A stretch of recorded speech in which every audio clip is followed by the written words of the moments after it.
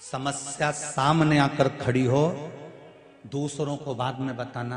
पहले तुम्हारे घर में जो भोलेनाथ जी का शिवलिंग रखा हो, भले इतना सा हो, छोटा सा हो, पीतल का हो, पाषाण का हो, चाहे स्फटिक का हो, चाहे मोती का हो, चाहे मट्टी का हो, जिस कंकर को तुम पूज रहे हो शंकर मानकर, तुम जिस शिव की आराधना कर रहे हो, या जिस मंदिर में जाकर तुम एक लोटा पानी चढ़ा रहे हो, तुम्हारे जीवन में जिस दिन समस्या आकर खड़ी हो जाए, तुम पांडवों जैसी गलती मत कर जाना कि उन्होंने कृष्ण पास में था और उसको नहीं बताया, मेरा कन्हैया पास में था और उनको नहीं बताया। वो गलती तुम्हें नहीं करना। तुम्हारे पास जैसे ही समस्या आए, जैसे ही कोई विकट समस्या आकर खड़ी हो जाए, एक लोटा पानी भरना, शंकर के मंदिर चली जाना और पानी चढ़ाते चढ़ाते कह देना ये समस्या उलझ गई है,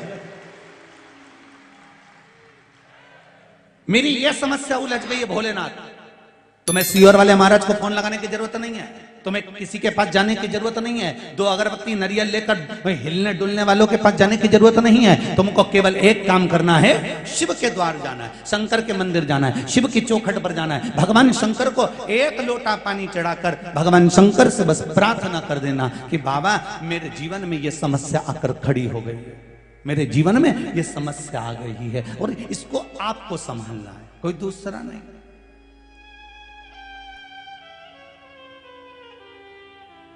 पांडवों ने गलती कर दी और देखो भगवान कृष्ण 4 बार पूछ रहे हैं, बोलो पांडव, ए युधिष्ठिर बोल क्या हो गया?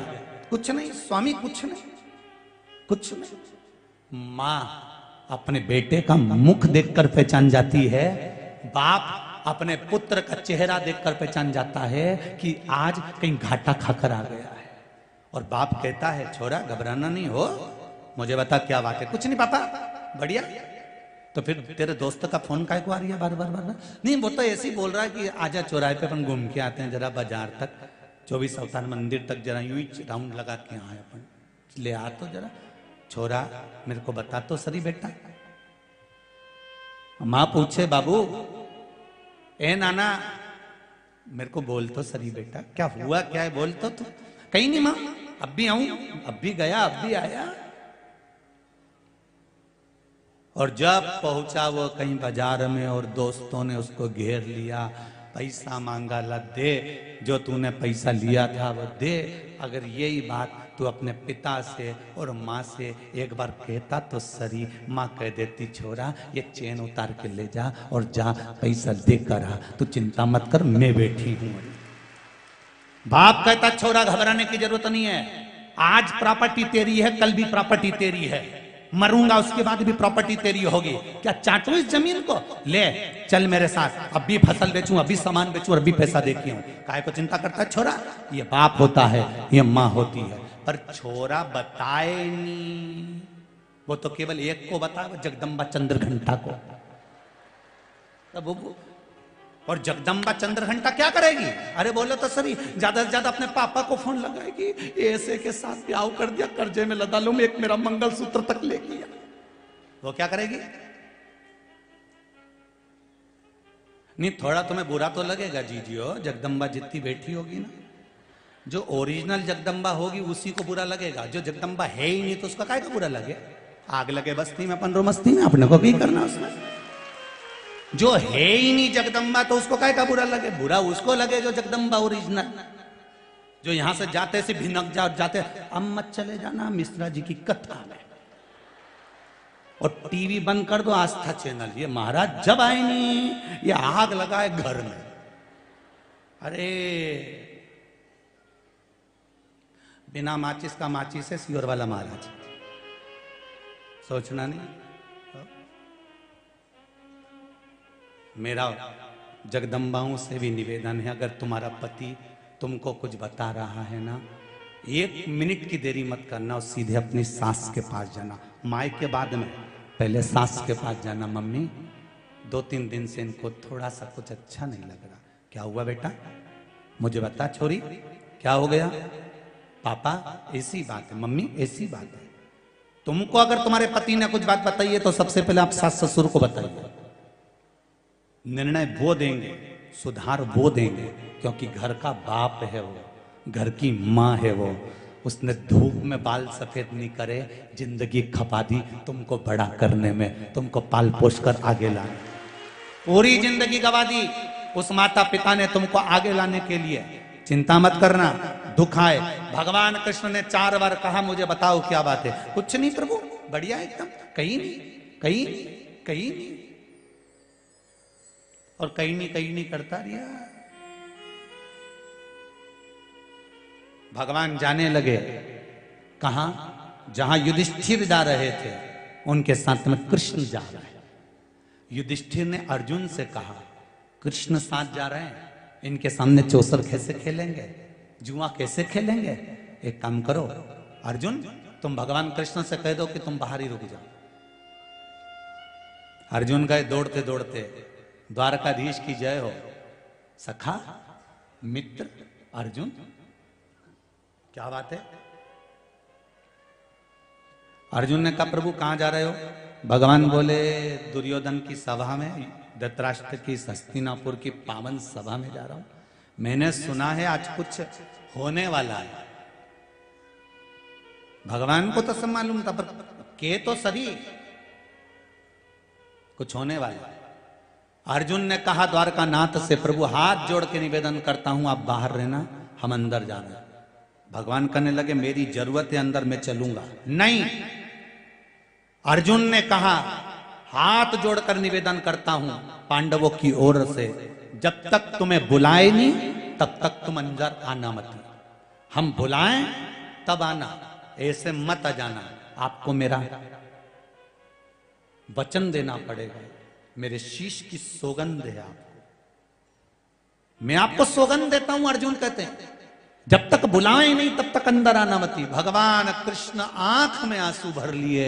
हस्तिनापुर के दरवाजे के बाहर एक कुर्सी लगी हुई थी, सिंहासन लगा हुआ था, जिसको वेटिंग सीट कहते हैं, वेट करने के लिए वहां बैठ गए। अंदर चौसर चालू हुई। पांडव हारने लगे, कौरव जीतने लगे। फिर कौरव हारने लगे, पांडव जीतने लगे। पांडव जब जीतने लगे इतनी देर में दुर्योधन ने कह दिया अब मेरा मामा खेलेगा, शकुनी मामा खेलेगा। भगवान कुर्सी पे से खड़े हो गए कि अकल आएगी पांडवों को। जब ये दुर्योधन कह रहा है कि मेरा मामा खेलेगा, तो पांडव चिल्लाकर कहेंगे हमारा द्वारका नाथ खेलेगा। भगवान खड़े हो गए कि अब मेरे पांडव कहेंगे कि अब द्वारकाधीश चौसर खेलने के लिए आएगा, अब मुझे ये बुलाएंगे। पर ये खेल खेल के हार गए, सब कुछ हार गए, द्रौपदी को भी हार गए। तब तक इन्होंने कृष्ण को नहीं बुलाया। कृष्ण आंख से आंसू बहाते रहे, छटपटाते रहे, आवाज तो दे दो मुझको, मैं आ जाऊंगा, तुम बुलाओ तो मुझको, मैं आ जाऊंगा। नहीं आए। तब आखिरी में द्रौपदी का जब चीर खिंचाने लगा और द्रौपदी रोती हुई गुरु द्रोणाचार्य के सामने पहुंची, गुरुदेव आप तो साथ दे दो। भीष्म पिता ने मना कर दिया कि जैसा खाया अन्न वैसा हो गया, मन मैं नहीं बोल सकता, सबने मना कर दिया। धृतराष्ट्र गांधारी ने भी मना कर दिया, गुरुदेव आपने गुरु मंत्र दिया है, आपकी शिष्या को मैंने गुरु मंत्र लिया है, कम से कम कोई साथ नहीं देता, गुरुदेव आप तो साथ दे दो। तो गुरु द्रोणाचार्य ने कहा सुन बेटा, मैं तेरा गुरु हूं, मैं भी तेरा साथ नहीं दूंगा। बहुत अच्छे से सुन लेना रही देपालपुर वाली जी जी, सियोर वाला महाराज तुम्हारा साथ नहीं देगा, आज भी लिख के रख लो। जो गुरु द्रोणाचार्य ने कहा था, और कहीं का महाराज तुमसे कहे कि हम बैठे हैं तुम तो जाओ, हम बैठे हैं तुम तो करो ये काम, तो समझ लेना कि 2-4 रटेची का काम, समझ लेना कि कहीं ना कहीं गरुण घंटी बजने वाली है। क्योंकि भागवत जी कह रही है कि गुरु द्रोणाचार्य करें, सुन द्रौपदी मैंने तुझे गुरु मंत्र दिया, मैं साथ नहीं दूंगा, पर सुन इस सभा में जितने बैठे हैं कोई तेरा साथ नहीं देगा, पर द्रौपदी जो मैंने तुझे मंत्र दिया था उस मंत्र को जपना चालू कर, वो तेरा साथ देगा। आपको भी एक मंत्र दिया है, सियोर वाला महाराज तुम्हारा साथ नहीं देगा, रिश्तेदार नातेदार कुटुंब और कबीले वाले साथ नहीं देंगे। आपको भी एक मंत्र मिला है, जब दुख आए तब उसको जपना प्रारंभ कर दो। श्री शिवाय नमस्तुभ्यम, उस मंत्र का जाप करना प्रारंभ कर दो। देखो जपो। और द्रौपदी ने जो मंत्र का जाप करना प्रारंभ करा, गुरु मंत्र का, आवाज गई मेरे द्वारकाधीश के कानों में और द्वारकाधीश दौड़ कर आ गए और द्रौपदी का चीर बढ़ा दिया। तो द्रौपदी ने पूछा, प्रभु इतनी देर कर दी आने में, भगवान के तू बुलाए तो आऊं ना, मैं तो कब से बाहर बैठा हूं कुर्सी लगा के कि बुलाएंगे बुलाएंगे बुलाएंगे बुलाएंगे। अब भगवान तो इंतजार में रहता है। आप सबसे निवेदन है, मेरा भोलेनाथ भी तुम्हारे इंतजार में बैठा है, मेरा शंभु मेरा शंकर भी तुम्हारे इंतजार में बैठा है, मेरा चार भुजानाथ तुम्हारे इंतजार में बैठा है, मेरा सांवरिया सेठ तुम्हारे इंतजार में बैठा है, मेरा नाथ द्वारे का श्रीजी बाबा तुम्हारे इंतजार में बैठा है, मेरा गोवर्धननाथ तुम्हारे इंतजार में बैठा है, मेरा द्वारकानाथ तुम्हारे इंतजार में बैठा है। तुम एक बार दिल से पुकारो तो सही, तुम्हारे सामने आकर खड़ा हो जाएगा। उसको बुलाओ तो। पर तुम तो उसको कब बुलाओ, जब पहले सब रिश्तेदारों को तो बुला लो। सारा रिश्तेदार इकट्ठा कर लिया जब डोकरी निपटी, जब बूढ़ी अम्मा के प्राण छूटे ना, तो सबको फोन लगा के पूछे, मामी जी मम्मी 2 दिन से कुछ नहीं खा रही, ऐसा लग रहा है अंतिम सांसें चली, डॉक्टर भी बोल दिया अब तो निपटने वाली। मामी जी भी आ गई, काका जी, ओ काका जी हाँ छोड़िए, अम्मा जी रही है, काका जी यही किया, फूफा जी हाँ फूफा जी भी आ गए, जीजी भी आ गई, जीजा भी आ गया, सब इकट्ठा। मरने वाले के प्राण छूट रहे हैं, सब उसके पलंग के आसपास खड़े हैं। इधर से कोई आवाज लगा रहा, जीजी बोलो तो एक बार देखो तुम्हारा छोरा खड़ा। जीजी उस छोरा को देखे और आंख में से आंसू बहाए, बोल तो सके नहीं, अंतिम समय में आंख में से आंसू गिर रहा। तो इतने में मौसी बोली, देखो छोरा को पहचान गई। अरे क्या पहचान गई? आंख में आंसू इसलिए आ रहा है कि इनके लिए जोड़ जोड़ के मर गई, कभी मुख से राम नाम और कृष्ण नाम नहीं लिया, इसलिए आज ऐसे जाना पड़ रहा।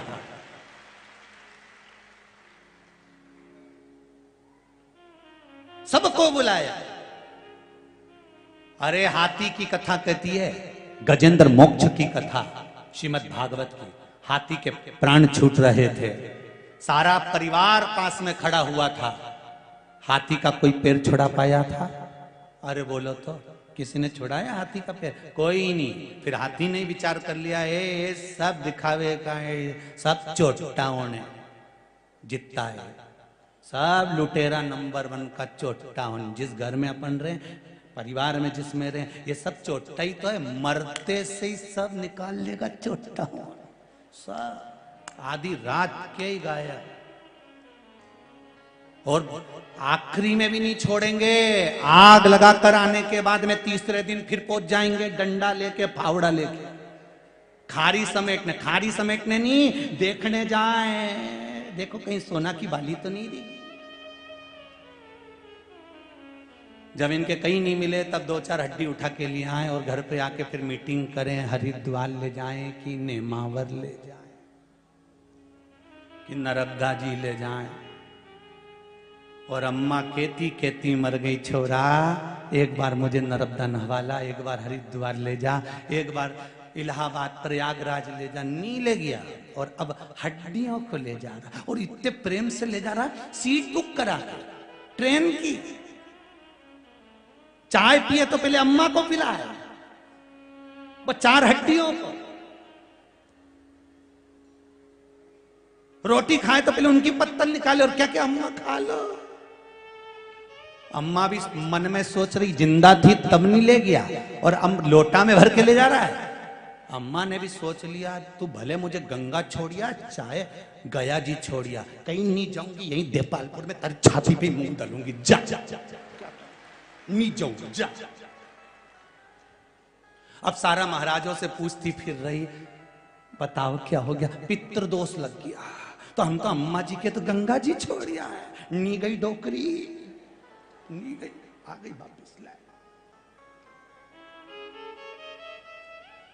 सबसे निवेदन है, जीते जी माँ बाप का इतना सम्मान कर लो, इतना आदर कर लो कि गंगा नी भी जाए तो भी तर जाए और जीवन तुम्हारा सार्थक हो जाए। मरने के बाद गुलाब जामुन खिलाने से कुछ नहीं होगा।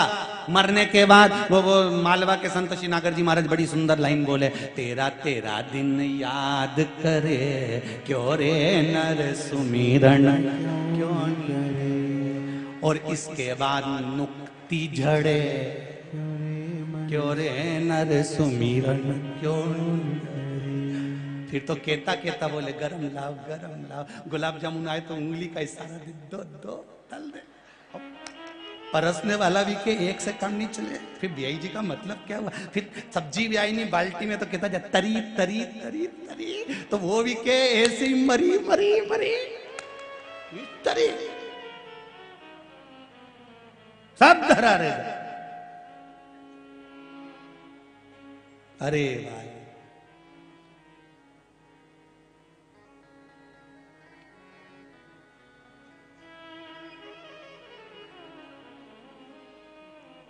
सब पड़ा है, किस काम का? जीते जी सेवा करो माता पिता की, जीते जी आदत करो माता पिता का। घर के जितने बड़े बुजुर्ग बैठे हैं इनका सम्मान करना प्रारंभ कर दो। घर में भले जेठ हो जेठानी हो जो भी हो, तुम्हारे से छोटे हो चाहे बड़े हो, सबका आदर करना प्रारंभ कर दो, सम्मान करना प्रारंभ कर दो। वाणी में मिठास लेकर आओ। पहले कहते थे वाणी ऐसी, जम के बोलो जरा, वाणी ऐसी बोलिए जो मन का आपा खोए। पर आज के जमाने में वाणी ऐसी बोलिए जो जम के झगड़ा होए, पर उससे मत बोलिए जो तुमसे तगड़ा होए। आज का उल्टा रिवाज हो गया जी। तुम प्रेम की वाणी बोलो तो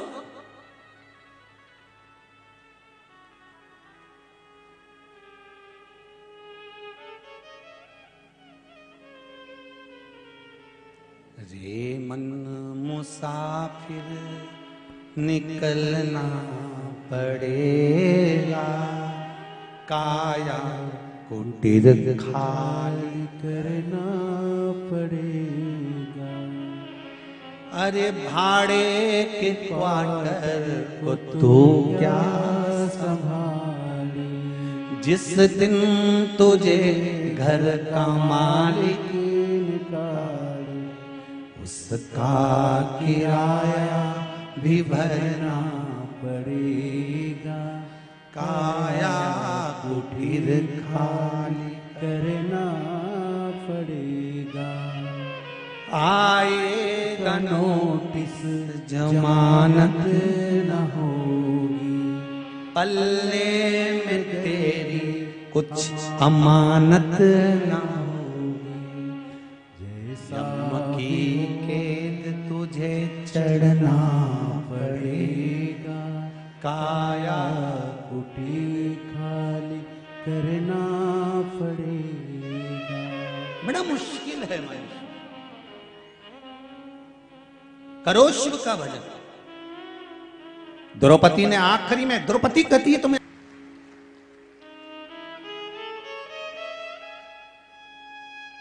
अब जरा ध्यान दें कौन लगवा रहा है।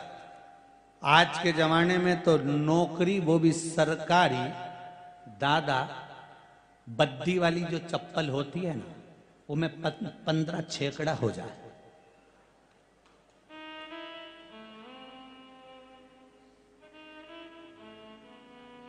कौन कर रहा है? लोग कहते हैं कि जब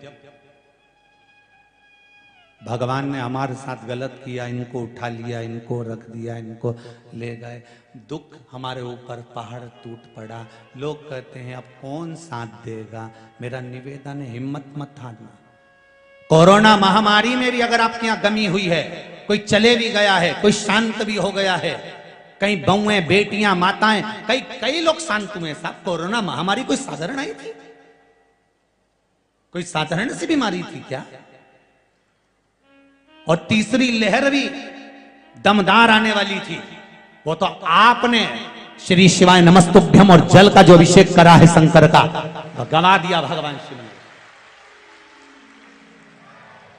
वो बीमारी चाइना में आई, वो बीमारी तीसरी लहर अमेरिका में आई, वो बीमारी जगह जगह पूरे देशों में आई और भारत में प्रवेश नहीं कर पाई, क्योंकि भारत के लोग शिव की आराधना में इतने डूब चुके थे कि घर घर में कंकर और शंकर समा गया था, तो प्रवेश कहां से करती।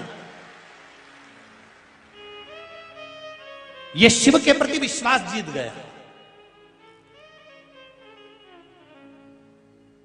और नहीं तो लोग तो आपने भी सुना होगा कि तीसरी लहर और भारी आ रही है, और भारी आ रही है, और भारी है, और आई थी, आने का उसका पूरा था, पर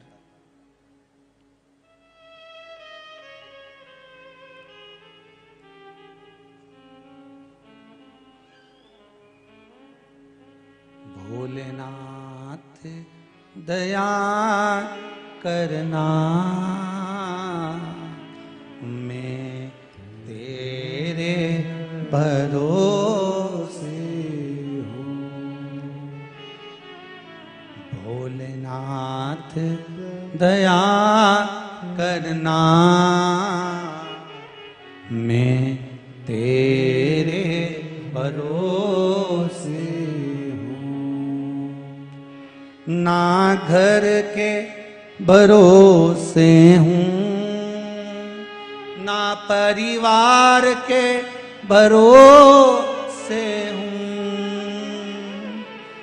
ना घर के भरोसे हो, ना परिवार के भरोसे हो।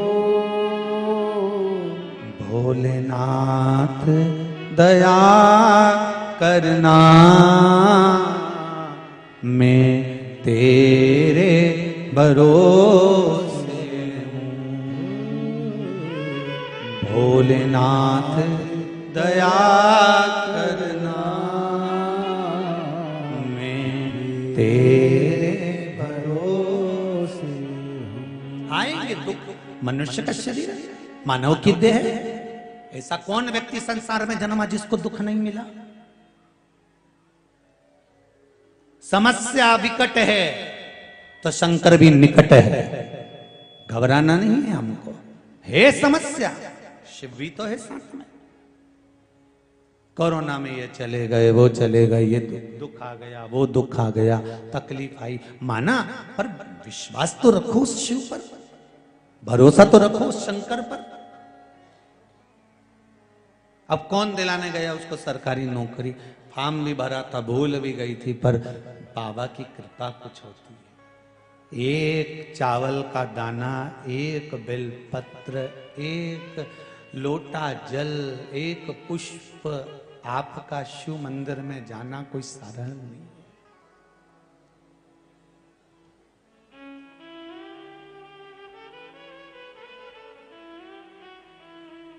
कोई साधारण नहीं।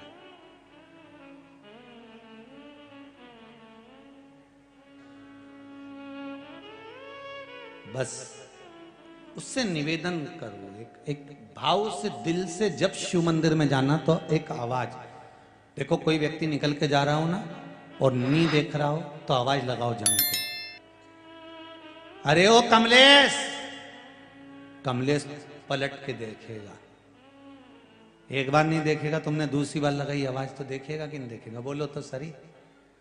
वो नहीं देखा दूसरी बार भी तो तुम और जम के चिल्ला दो, कमलेश। वो नहीं सुने तो तुम और तेज चिल्ला दो, कमलेश। पलट के देखेगा कि नहीं देखेगा, अरे बोलो जम के, देखेगा नहीं। एक बार नहीं देखेगा, दो बार नहीं देखेगा, तीन बार नहीं देखेगा, चार बार नहीं देखेगा, पांचवी बार में तो देखेगा। उसी तरह तुम शंकर को पुकारते रहो, श्री शिवाय नमस्तुभ्यम, बोलो जम के,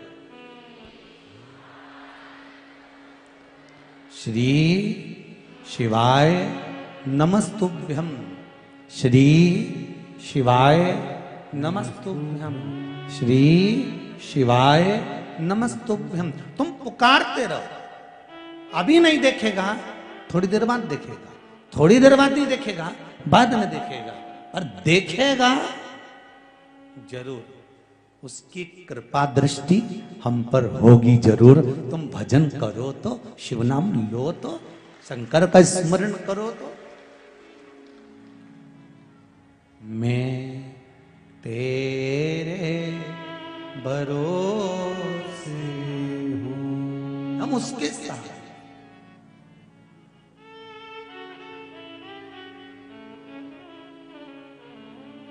आप तो बाबा से एक विनय बड़े प्रेम से कर दिया करो, हे शंभु, कोई भी तकलीफ हो, कोई भी कष्ट हो, आप उससे प्रार्थना करेंगे तो शिव उसको स्वीकार करेगा। मूल मंत्र का जाप करेंगे, श्री, साथ में बोलेंगे एक बार, अलग से नहीं, श्री शिवाय नमस्तुभ्यम। पहले भी कथा में कहा, ये मंत्र जब जब आए तब अपने हृदय की बात शिव जी से कह देना कि बाबा मैं इसलिए कथा सुन रही हूं, मेरी ये मन की मुराद है, इसको पूरा कर देना। ये मन की मुराद है, इसको पूरा कर देना। साथ में बोलेंगे, श्री शिवाय नमस्तुभ्यम, श्री शिवाय नमस्तुभ्यम, श्री शिवाय नमस्तुभ्यम। भगवान देवाधिदेव महादेव से कहेंगे तो वो स्वीकार करेगा। शिव ओघड़ी है, शिव दयालु है, शिव दातार है, शिव करुणा सागर है, और उसकी करुणा के बिना कुछ नहीं हो सकता।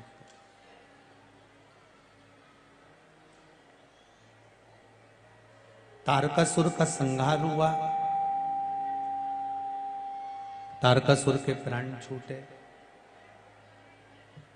भगवान शंकर एक बार बड़े आनंद के साथ में विराजमान थे और शिव जी बैठे हुए थे।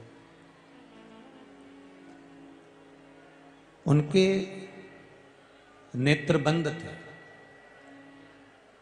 और नेत्र बंद होने के साथ में आंख से, नेत्र से एक अश्रु नीचे गिर गया, जिससे अंधकासुर का जन्म हो गया, अंधकासुर प्रकट हो गया,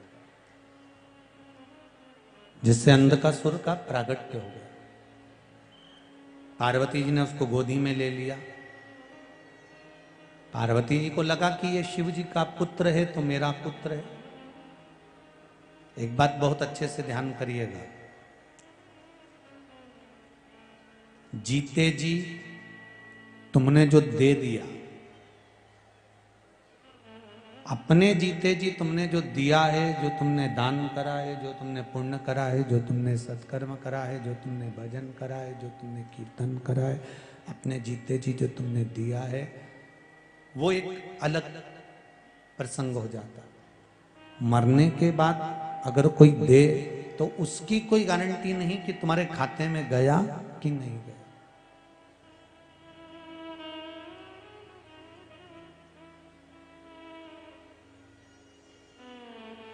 आप जीते जी क्या कर रहे हैं? आपने जीते जी कितना भजन करा, कितना कीर्तन करा, कितना स्मरण करा, कीर्तन नाम जाप करा, कितना भगवत स्मरण करा, ये आपके ऊपर।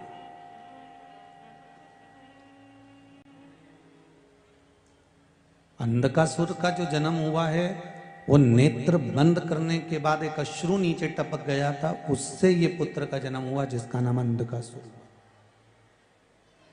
शिवजी ने माता पार्वती से कह दिया, पार्वती इस अंधकासुर को ले जाके तुम समुद्र के अंदर डाल दो, इसको समुद्र के अंदर पटक दो। पार्वती जी जाना नहीं चाहती।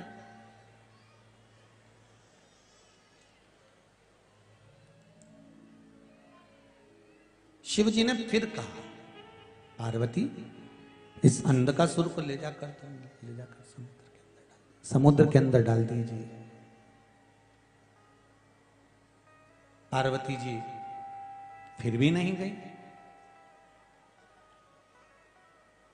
बार बार निवेदन करा जा रहा है कि इस बच्चे को समुद्र के अंदर फेंक दो। पार्वती जी कहती है ये मेरा पुत्र है क्योंकि आपके द्वारा प्रकट हुआ।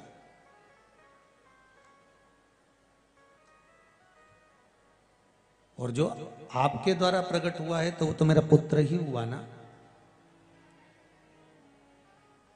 इसको मैं कैसे समुद्र के अंदर डाल सकती हूँ, इसको कैसे समुद्र के अंदर फेंक सकती हूँ। शंकर भगवान ने कहा सुनो पार्वती, ये मेरे नेत्र बंद करने के बाद प्रकटा। अगर नेत्र खुले रहते और तब ये प्रकट होता ना तो मैं इसको रोक लेता, पर ये मेरे नेत्र बंद करने के बाद प्रकटा है, इसलिए इसको ले जाकर आप समुद्र के अंदर डाल दीजिए महाराज।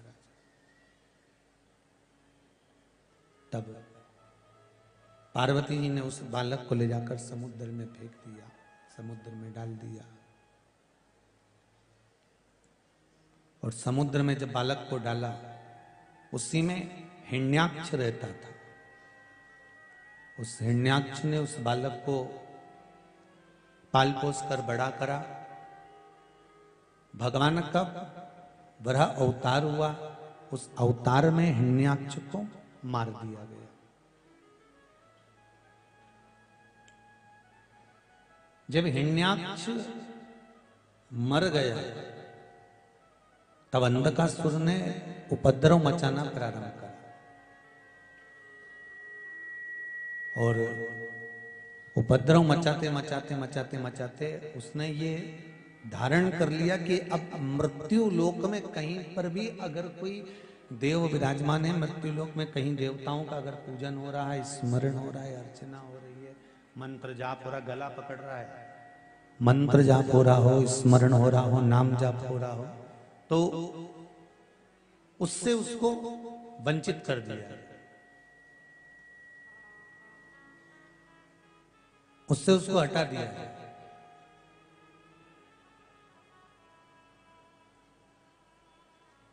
सारे मंदिर, सारे देवालय सब तोड़वा दिए, सब टूट गए। अब एक समझने वाली बात है, ये आपकी और हमारी, जितने लोग कथा श्रवण कर रहे हैं वो भी अच्छे से समझ लें और अपन सब अच्छे से इसको ध्यान कर लें कि ये जरूरी नहीं है कि कोई पिता अगर धर्मात्मा है, अगर कोई पिता धर्मात्मा है तो उसकी औलाद भी धर्मात्मा हो। जितने लोग कथा सुन रहे हैं जरा सावधानी से सुनना और इस बात पर विशेष ध्यान रखना। एक विद्वान का पुत्र विद्वान होगा ये पक्का नहीं।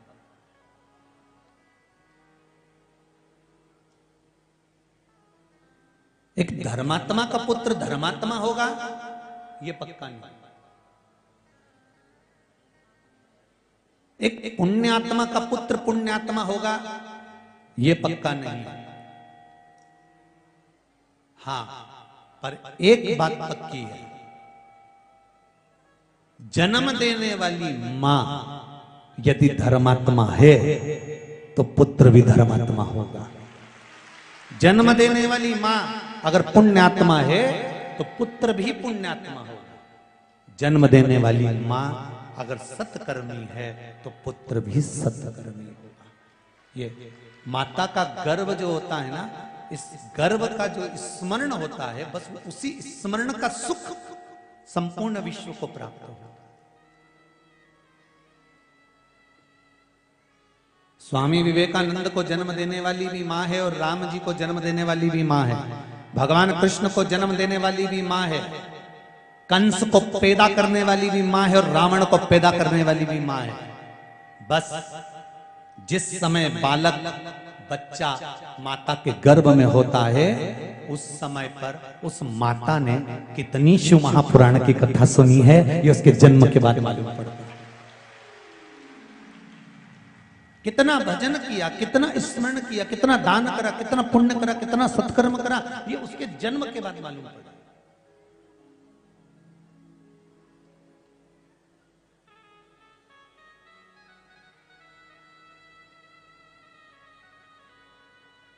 गर्भ का ज्ञान था प्रहलाद जी महाराज को, गर्भ का ज्ञान था प्रहलाद जी महाराज को, इसलिए गर्व के ज्ञान के कारण प्रहलाद जी महाराज ने भगवान का भजन करा, कीर्तन करा, मंत्र जाप करा, स्मरण करा, नाम जाप करा। ये सब गर्वित ज्ञान है, ये सब गर्व का ज्ञान। और गर्व का ज्ञान प्रबल ज्ञान है। हमारे कैसे संस्कार हैं, ये वो कहते हैं ना, एक ससुर मर गया और ससुर मर गया तो 4 बहुएं थी, बड़ी धाड़ धाड़ के रोई, खूब रोई, चारों की चारों रोई, अपने अपने पतियों को फोन लगा दिया, पतियों को बुलाया, तुम्हारे पिताजी मर गए, तुम्हारे पिताजी चले गए, तुम्हारे पिताजी शांत हो गए, तुम्हारे पिताजी चले गए हैं महाराज। चारों पति आए और चारों पतियों ने आकर अपनी अपनी पत्नियों से कहा, चिल्ला चिल्ला के क्यों रो रही हो, क्या हो गया, तुम्हारे पिताजी मर गए। तो चारों पतियों ने अपनी अपनी पत्नियों से कहा, भगवान ने बड़ी कृपा करी जो हमारे पिताजी को मार दिया। रोज रोज मरने से तो अच्छा है कि बाप एक दिन मर गया।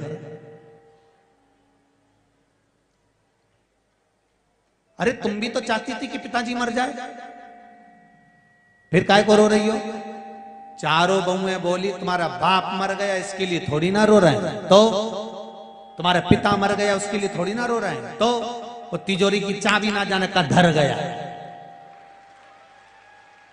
इसलिए रो रहे हैं। और सुनो, अपने पिताजी को जगाओ और पूछो चाबी कहां रखी। बेटे बोले, पिताजी को मरे हुए इतना समय हो गया है, पिताजी को शांत हुए कम से कम आधा घंटा 1 घंटा हो गया भाई, बेस कम करके थोड़ा डीले खोल दीजिए। पिताजी को मरे हुए इतना समय हो गया, आधा 1 घंटा हो गया, और जब आधा 1 घंटा हो गया पिताजी को मरे हुए, तो अब पिताजी कहां से बोलेंगे कि चाबी कहां रखी है।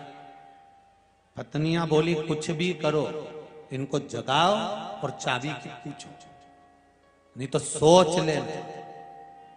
अब बेचारे चारों की चारों गए, डॉक्टर साहब के पास पहुंचे, डॉक्टर साहब इसको कोई इंजेक्शन वगैरह आता हो, पिताजी थोड़ी देर के लिए जाग जाएं और बता दें कि चाबी कहां रखी है, बस उतने में तुम्हारा काम हो जाएगा।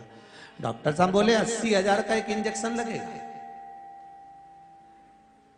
बाबा जी जग जाएंगे, पिताजी जग जाएंगे, तुम सामने खड़े रहना, चाबी का पूछ लेना, वो मर जाएंगे, ज्यादा देर नहीं रुकेंगे, इतना याद रखना। तुम तो लगाओ इंजेक्शन, लाओ 80,000। बहुओं से कहा लाओ 80,000। बहुओं ने गई 20-20 हजार में रकम बेची है। चाबी इतनी जरूरी थी।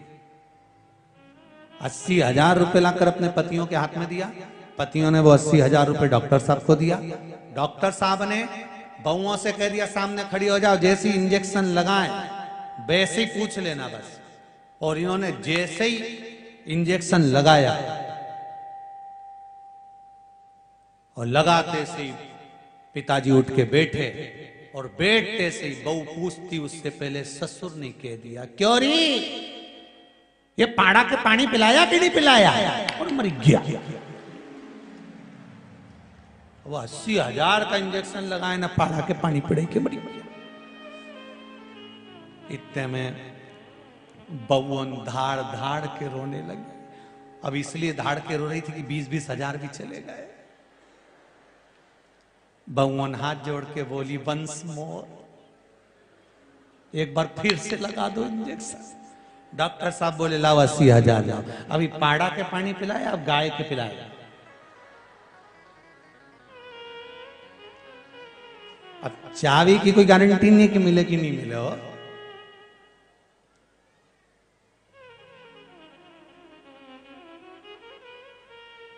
कोई ये जरूरी नहीं है कि आप धर्मात्मा हो तो धर्मात्मा ही होगा। माता जैसी होगी। माँ अगर संस्कारित है, माता अगर पुण्यभागी है, माता अगर धर्मात्मा है, पुण्यात्मा है, सत्कर्मी है, भजनावली है, कीर्तनी है, स्मरण करने वाली है, नाम जाप करने वाली, नाम जाप नाम स्मरण में डूबी हुई है, तो संतान भी वैसी ही होगी। संतान भी वैसी।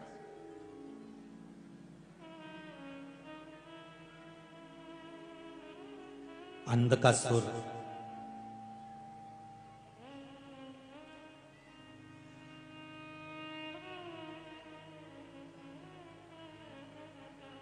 अपने दूतों से कहते हैं जाओ अब मुझे विवाह करना है, जो बहुत सुंदर हो मैं उसी से शादी करूंगा। इसने एक वर मांगा था अंधकासुर ने, तप कर कर भगवान से वर मांगा था कि मुझे वर दीजिए कि मेरे प्राण ना छूटें।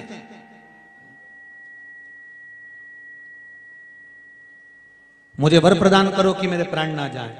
भगवान ने कहा ऐसा हो नहीं सकता कि मरोगे नहीं, मरना तो पड़ेगा, फिर और कुछ मांग लो। नहीं मुझे तो यही वर चाहिए कि मैं मरूं ना, और कुछ मांग लो।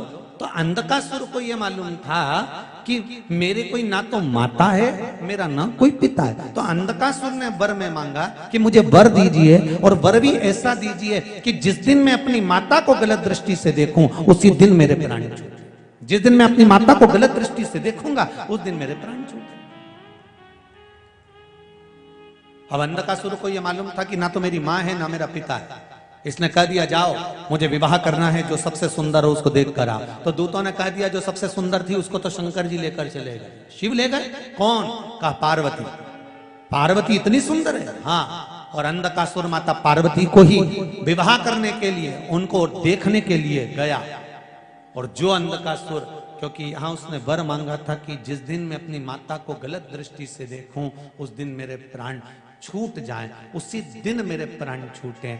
शिव महापुराण की कथा कहती है, हम तो कहते हैं कि इस संसार में, मृत्यु लोक में, भारत की भूमि पर, इस पवित्र धरा पर, भारत की भूमि पर जो जन्म ले, भगवान को वहीं से एक वर देकर भेजना चाहिए कि जिस दिन तो भारत माता को गलत दृष्टि से देखेगा उसी दिन निपट जाएगा।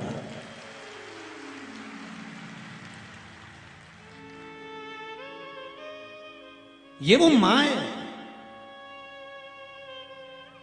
हरिचंदन है इस देश की माटी, तपोभूमि हर ग्राम है, हर वाला देवी की प्रतिमा, बच्चा बच्चा राम है। जिसके सैनिक समर भूमि पर गाया करते गीता है, उसी माटी के हल्के नीचे खेली करती सीसा है। कुछ सहज है?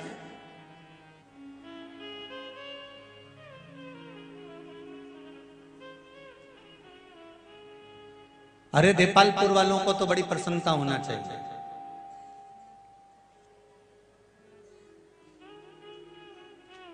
इस संपूर्ण कार्यक्रम को प्रशासन के 600 पुलिस वाले तो चारों तरफ लगे होकर संभाल रहे हैं। पूरा प्रशासन इसको संभालने में लगा है, और उसके साथ कदम से कदम मिलाकर अगर कोई खड़ा है तो आरएसएस, बजरंग दल और हिंदू जागरण मंच के लोग खड़े हो। विश्व हिंदू परिषद, हिंदुत्व समितियां, हिंदू जागरण मंच के जितने सदस्य हों, स्वयंसेवक जितने लगे हुए हैं, बजरंग दल के जितने लोग लगे हुए हैं, किसी ना किसी रूप में इस कार्यक्रम को सफल करने में लगे हुए। और पूरा देपालपुर जितने इस पंडाल में नजर आ रहे हैं उससे दुगने रोड पर है, और जितने रोड पर हैं उससे दुगने लोगों की छतों पर बैठे हुए कथा का रसपान कर। कल जब हम निकल कर जा रहे थे तो बसों का ढेर लगा हुआ था। समिति ने कम से कम 20-25 तो पार्किंग बनाई थी। आज जाकर उन पार्किंगों का हाल देखकर आना कि पार्किंग में जगह नहीं बची तो लोगों ने 6-6 किलोमीटर 8-8 किलोमीटर दूर अपने अपने वाहन टिका कर रखे और पैदल चले आ रहे हैं कथा का रसपान करने के लिए। क्या मिल रहा है उनको? क्या मिल रहा है उनको? उनको केवल इतना मिल रहा है कि आज अगर हमारे घर के बेटे, बहू, बच्चे अगर धर्म के प्रति जागृत नहीं हुए तो आने वाला समय हमको नीचे गिरा देगा और बाद में रोना पड़ेगा।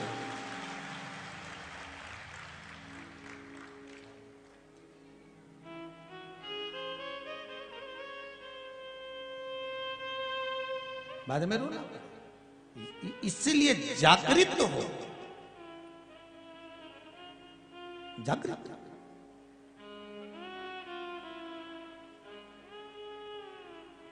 आता है संसार, ये अंध का सुर कह रहा है मां को गलत दृष्टि से देख लिया, माता को।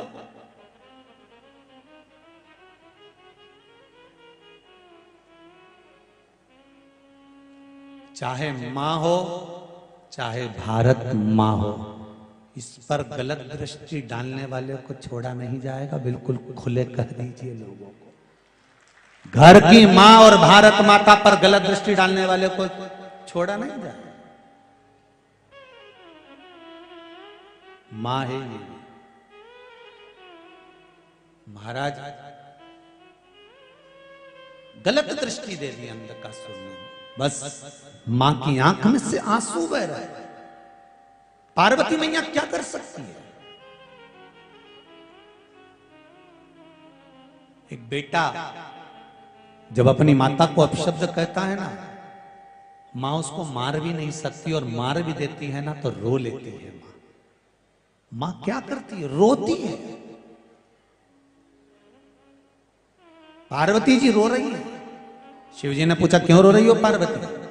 पार्वती जी कहती हैं जिस बेटे को मैंने गले से लगाया था, जिसको मैंने अपना पुत्र कहा था, और वो पुत्र मुझे गलत दृष्टि से देख रहा है। वो पुत्र मेरा गलत दृष्टि से देखे। एक बात मेरी माताओं से कहना चाहूंगा, अगर घर में बच्चे चिड़चिड़े हों, क्रोध कर रहे हों, घर में बच्चे कहने पर नहीं चल रहे हों, कहीं ना कहीं तुमको ऐसा लग रहा है कि हमारे घर के बच्चे गलत संगत में जा रहे हैं, पढ़ाई में मन नहीं लग रहा, विद्या अध्ययन में मन नहीं लग रहा, कहीं सत्कर्म की ओर इनका मन नहीं लग रहा, तो मेरा निवेदन रहेगा कि कभी अगर मौका मिल जाए तो चंदन घिसकर, लाल चंदन को घिसकर बेलपत्री के वृक्ष पर त्रिपुंड लगाइए, और बेलपत्री के वृक्ष का वही त्रिपुंड लगी हुई उंगली भगवान देवाधिदेव महादेव के मंदिर में जाकर शंकर जी पे त्रिपुंड लगाइए, और लगाने के बाद वही त्रिपुंड की उंगली घर पर जहां बच्चा जिस कक्ष में पढ़ाई करता हो या जहां सोता हो, उस 3 उंगली को उस घर के किसी भी टेबल, अलमारी, किसी भी स्थान पर ले जाकर लगा दीजिए। वो बच्चा कभी गलत संगत की ओर नहीं जा सकता। पर उसमें शिव जी का एक नाम का स्मरण करना है, शंकर जी का एक नाम का स्मरण करना है, जिसका नाम है अवधूतेश्वर। क्या नाम है शिव जी का नाम? अवधूतेश्वर। सब लोग बोलो एक बार प्रेम से, अवधूतेश्वर। फिर से बोलकर देख लीजिए, अवधूतेश्वर, अवधूतेश्वर। शिव जी के इस नाम का स्मरण करना। मान लो अगर संगत कुछ गड़बड़ हो रही है तो उसको सवारा जा सकता है, और सवारने वाला भाई कोई दूसरा नहीं होगा, आपको ही सवारना।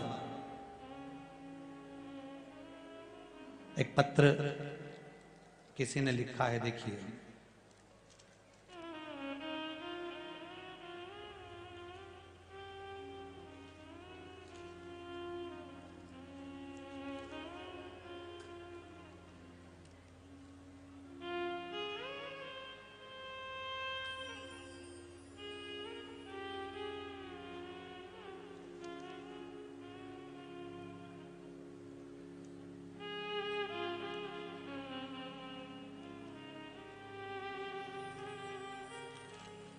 मैं पिंकी चौहान देपालपुर से हूं। कहीं बेटी हैं पिंकी जी चौहान देपालपुर से?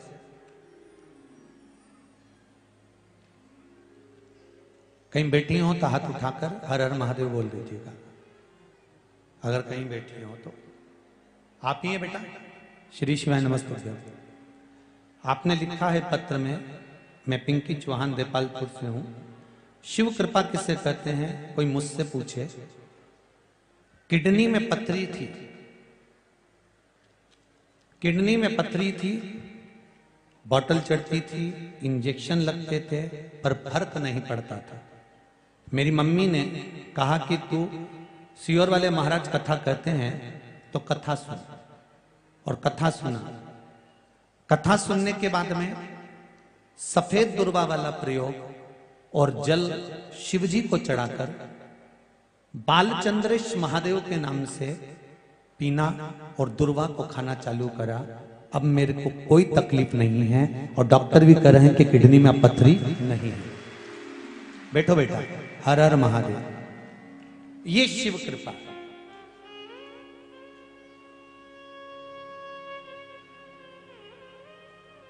शंकर की करुणा आपसे भी निवेदन करेंगे। कभी कभी अगर ऐसा योग लगे, तुम्हें ऐसा लगे कि कहीं पत्थरी आ गई है और शरीर को बहुत तकलीफ दे रही है, तो सफेद दुर्वा, जहां पानी वाला स्रोत होता है, जहां पानी भरा हुआ होता है, वहां पर एक दुर्वा लगी होती है, सफेद दुर्वा। जैसे हरी दुर्वा होती है ना गणेश जी को चढ़ाने वाली, ऐसी सफेद दुर्वा होती है। वो सफेद दुर्वा बालचंद्रेश महादेव को चंद्रमा पे से घुमाकर शिव जी को समर्पित करना है। उसी को लेकर आकर सुबेरे शिव जी का बालचंद्रेश महादेव नाम लेकर उस दुर्वा को खाना है और शिव जी पर जल चढ़ाकर उसका आचमन करना है। जल बाबा चाहेगा तो कुछ दिन में वो पत्थरी अपने आप कहीं निकल ही जाएगी और आपको तकलीफ नहीं। बालचंद्रेश महादेव। आप शिव की आराधना जो करते हैं, शंकर का जो आराधना करते हैं, शिव स्मरण करते हैं, शंकर का नाम का जाप करते हैं, शिव भक्ति में जो डूबते हैं, उसका एक सुख आनंद करने वाला महाराज। माता पार्वती जी रो रही हैं। शिव जी ने कहा तू क्यों रोती है, तेरे रोने का कारण क्या है, क्यों रो रही है, किस लिए रो रही? प्रभु, मेरा पुत्र आज मुझे गलत दृष्टि से देख रहा है, इसलिए मुझे रोना आ रहा है। शिव जी ने कहा चिंता मत कर, इसका अंतिम समय आ गया। जब व्यक्ति अगर माता को गलत दृष्टि से देखने लगे तो उसका अंतिम समय आने में देरी नहीं लगती। शिव जी ने उसी समय पर काल भैरव को प्रकट करा और भैरव को प्रकट कर कर उसी समय पर भगवान शंकर ने उस अंधकासुर के प्राणों को हर लिया। भगवान देवाधिदेव महादेव उस स्थान पर खड़े होकर स्वयं काल भैरव को वर प्रदान कर देते हैं। हे भैरव, तो जगत के कल्याण के लिए तेरा प्रागट्य हो, जगत कल्याण के। शिव जी का एक अवतार है, शिव जी का एक रूप है भैरव का।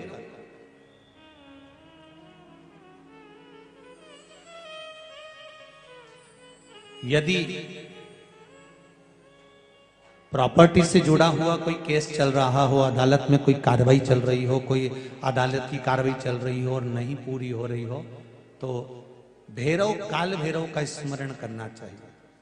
और भैरव मंदिर में भगवान शंकर का ही स्मरण कर कर जो पुष्प, चाहे वो लाल पुष्प हो चाहे श्वेत पुष्प हो, समर्पित करना चाहिए। जैसे विशुभ योग में किया गया सत्कर्म शुभ होता है। विशुभ योग कब आते हैं? शिव महापुराण में वर्णन किया गया है। गीता प्रेस की, गोरखपुर की गीता प्रेस शिव महापुराण की अगर किताब लेकर आएंगे तो उसमें पृष्ठ संख्या 44, पेज नंबर 44 पर विशुभ योग का वर्णन लिखा हुआ है। विशुभ योग 2 बार आता है। एक बार आएगा 21 मार्च को और दूसरी बार आता है 22 सितंबर। ये तो हो गई अंग्रेजी तारीख। हिंदी के अंतर्गत अगर देखेंगे तो चैत्र मास की नवमी और अश्विनी मास की नवमी, ये दोनों को विशुभ योग रहता है।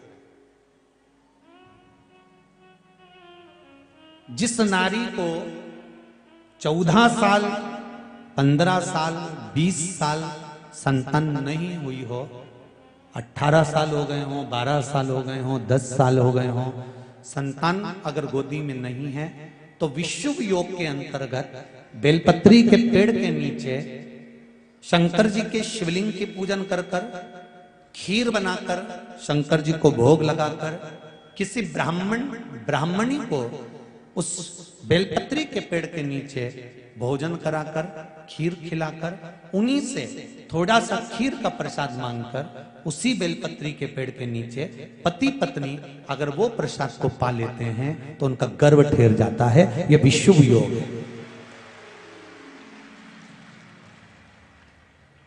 गीता प्रेस गोरखपुर की पृष्ठ संख्या 44। कई लोग नहीं तो फिर बाद में कहेंगे कि कहां से बोल दिया महाराज, इसलिए आजकल बोलने से पहले आप लोगों को पृष्ठ संख्या भी बता देते हैं कि इस किताब में से, इस जगह से, इस पुराण में से बोल। विशुभ योग 2 बार आता है।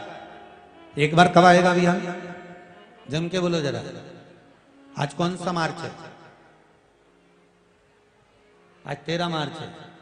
अभी मार्च के महीने में आएगा। कितनी मार्च को? 21 मार्च को। और फिर आएगा 22 सितंबर। ये भी शुभ योग मानिए। विद्याध्ययन के लिए भी ये प्रबल होता है महाराज।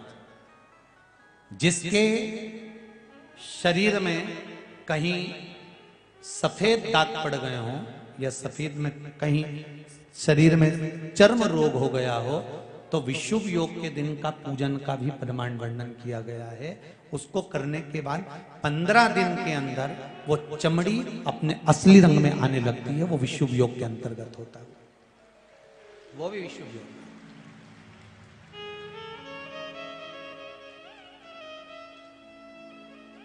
21 मार्च को आए। आप शिव आराधना करिए, शंकर का भजन करिए, स्मरण करिए। ये जीवन को सुख देंगे। शिव महापुराण की कथा कहते हैं,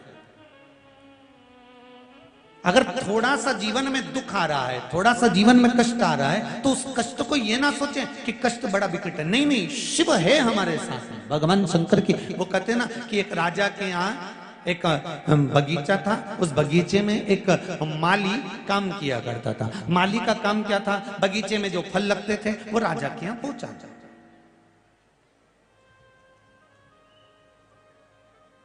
जो फल लग रहे हैं वो राजा के दरवाजे पर भेजना। आज माली ने देखा नारियल भी बहुत अच्छा पक चुका है, संतरा भी बहुत अच्छा पक चुका है, जाम भी बहुत अच्छी पक चुकी है, अमरूद भी बहुत अच्छा पक चुका है, केले, चीकू ये सब अच्छे पक चुके हैं, अंगूर भी बहुत अच्छा पक चुका है। आज माली ने विचार करा कि मैं राजा के यहाँ क्या लेकर जाऊं? इतनी सारी सामग्री तो ले जा नहीं सकता, लेकर क्या जाऊंगा? तो इतने में उस माली ने विचार करा, अब मैं राजा के यहाँ क्या लेकर जाऊं, क्या लेकर जाऊं? तो उसके मन में आया, एक काम करता हूं, ये सारा सामान इतना वजन उठाकर ले जाऊंगा, अंगूर लेकर जाता हूं।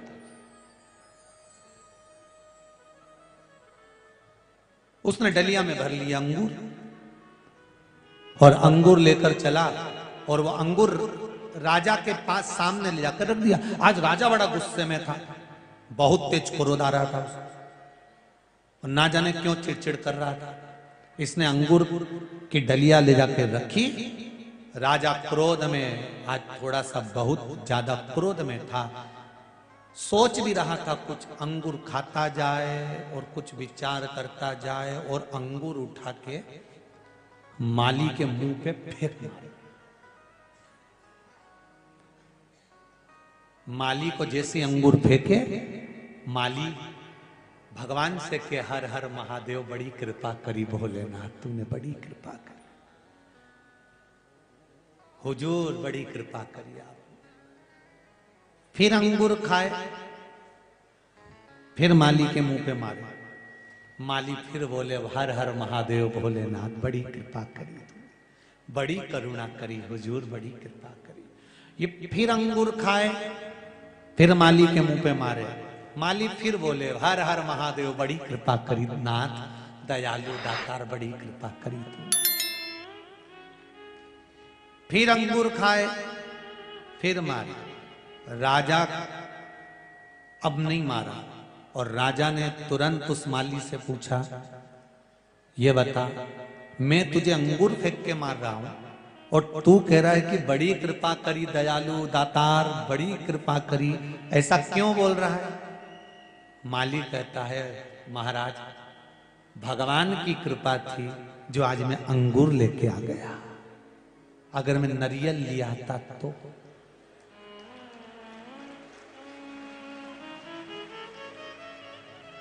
अमरूद लेकर आ जाता तो, पाइनएप्पल लेकर आ जाता या केला लेकर आ जाता तो मेरा तो चौकटा ही बिगड़ जाता, मैं तो मर ही जाता। शिव कृपा है। जब किसी उलझन में फंस जाओ, लग रहा है कि पपीता भी पक गया है, लग रहा है कि केला भी पक गया है, लग रहा है कि नारियल भी पक गया है, लग रहा है कि अमरूद भी पक गया है, चारों तरफ से जब समस्याएं घिर कर खड़ी हो जाए, तब निर्णय भगवान पर छोड़ देना चाहिए। अब वो बताएगा कि क्या लेकर जाना, अब वो सिद्ध करेगा कि मुझे कैसे जाना।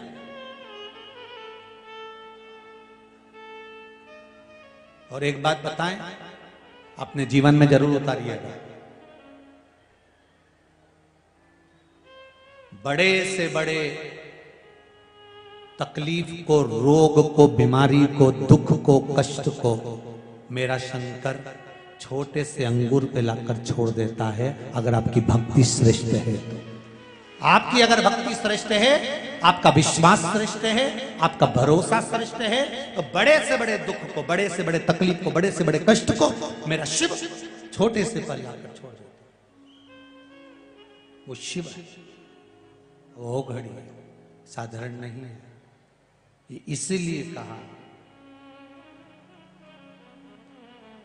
मैं तो बैठी थी गंगा किनारे, मैं तो बैठी थी गंगा किनारे, आके दर्शन दिया ओ भोलेनाथ, आके दर्शन दिया ओ भोलेनाथ, दिल तुझको दिया ओ भोलेनाथ, दिल तुझको दिया ओ भोलेनाथ, मेरे ओ भोलेनाथ, ओ भोलेनाथ, मेरे ओ भोलेनाथ, ओ भोलेनाथ, मेरे ओ भोलेनाथ, ओ भोलेनाथ, मेरे ओ भोलेनाथ, ओ भोलेनाथ, दिल तुझको दिया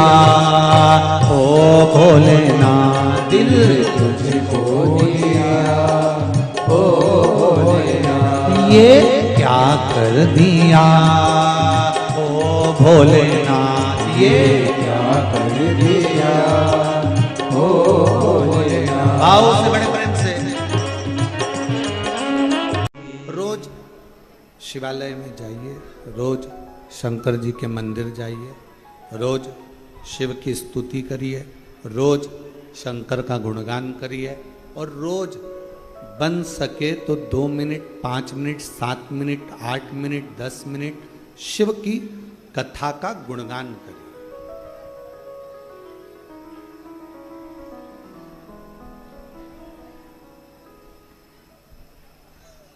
पूरे शरीर में 3 चीजें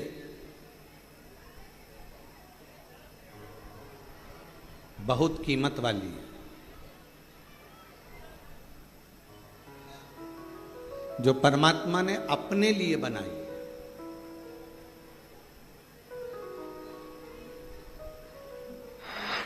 पहले नंबर पर है नेत्र। ये दुनिया की सबसे बड़ी कीमती चीज मेरे शंकर भगवान ने आपको दी है।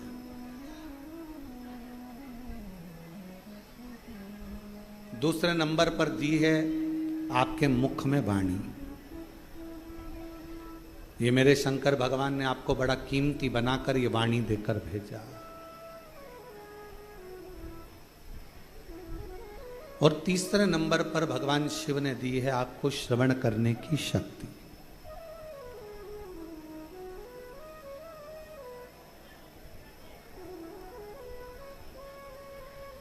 पूरे शरीर में जिसकी कोई कीमत नहीं है वो एक अंग है नासिका, नाक।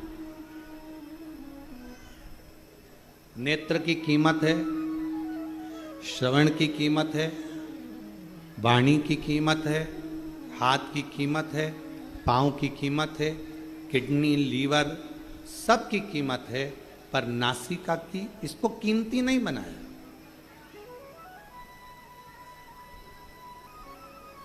इसको कीमत वाला नहीं बनाया।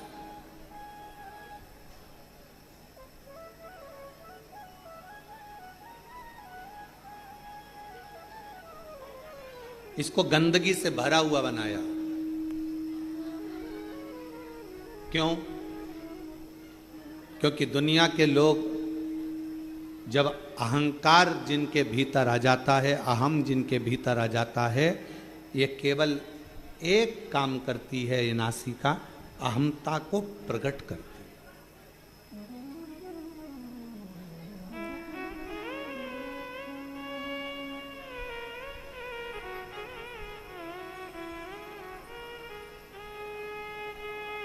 भारत की जितनी भी मेरी माताएं हैं, भारत की मेरी भूमि पर रहने वाली जितनी भी मेरी जीजियां हैं, जितनी मेरी बेटियां हैं, जितनी मेरी माताएं हैं, मेरी बहन है, वो नासिका को नथ पहनती हैं, लौंग पहनती हैं, नासिका में कोई आभूषण धारण करती हैं। किसी बेटी से पूछो, किसी बहन से पूछो कि नासिका में आभूषण क्यों पहना जाता है, किस लिए पहना जाता है, उसको पहनने का कारण क्या है? शरीर के हाथों में आप चूड़ी पहन लो, आभूषण पहन लो, मुद्रिका पहन लो, गले में हार पहन लो, कानों में कुंडल पहन लो, पांव पैजनियाँ पहन लो, उंगलियों में बिछुड़ियाँ पहन लो, मांग में सिंदूर भर लो, सब कुछ धारण करो, पर नासिका में छिद्र कर कर, नासिका में छेद कर कर आभूषण को धारण करना, बाली को पहन लेना, कुंडल को पहन लेना, नथनी को पहन लेना, लौंग को पहन लेना, किस लिए?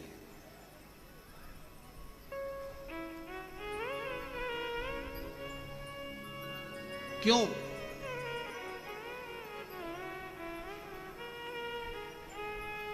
और वो भी पुरुष नहीं पहनते, केवल स्त्री, केवल महिला। क्या पुरुष के लिए नासिका में नथ पहनना अलाउ नहीं है? शिव महापुराण की कथा कहती है पुरुष और स्त्री। शंकर पार्वती का संवाद कहता है, जिस समय पर दोनों में चौसर खेली गई और चौसर खेलते खेलते जब मेरे शंकर भगवान पार्वती जी को जिताने लगे, मां जगतजननी को जिताने लगे और खुद हारने लगे,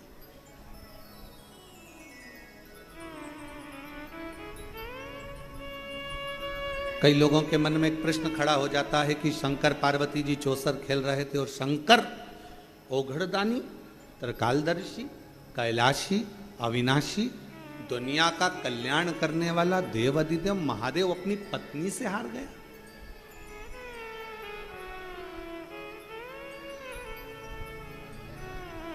जो नहीं जानता ना वो बहुत बहस करता है।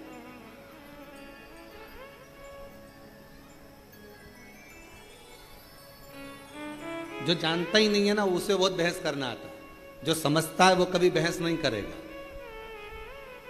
मां के दूध में और बोतल के दूध में बहुत अंतर होता है। जिसने बचपन में अपनी मां का दूध पिया होता है ना, वो शास्त्र पर कभी उंगली नहीं उठाता, हिंदू धर्म पर कभी उंगली नहीं उठाता।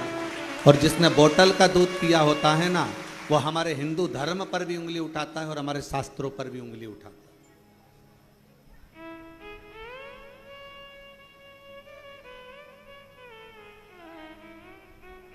उसको अपना सनातन धर्म अच्छा नहीं लगता, उसको अपना हिंदू धर्म अच्छा नहीं लगता, उसको भगवान की कथा, कई लोग कह देते हैं हम नहीं मानते शिव पुराण को। हम तो जैसे ही कोई बोलता है ना हम शिव पुराण को मानते ही नहीं, हम समझ जाते हैं कि इसने माँ का दूध नहीं पिया, थैली का पिया है या बोतल का पिया है। जिसने बचपन में अपनी माता का दूध पिया होता है वो सनातन धर्म को पहचानता है, वो रामायण को पहचानता है, वो गीता को पहचानता है, वो श्रीमद् भागवत को पहचानता है, वो रामचरितमानस को पहचानता है, वो शिव पुराण को पहचानता है, वो सनातन धर्म में संस्कारों से समावेशित होता, वो जुड़ा हुआ होता।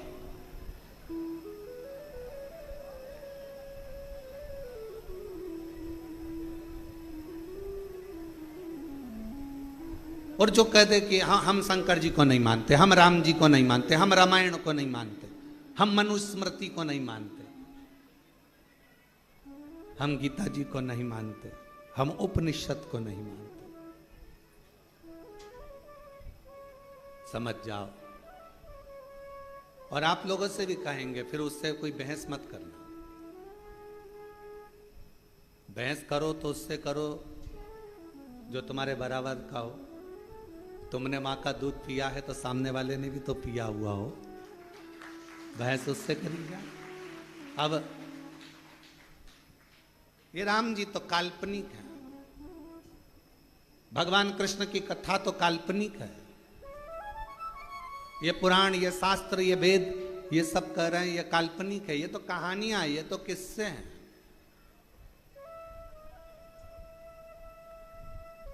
तो फिर तो आपका जन्म भी काल्पनिक है। ये कहाँ का है? ये भी कहानी और किस्से ही है।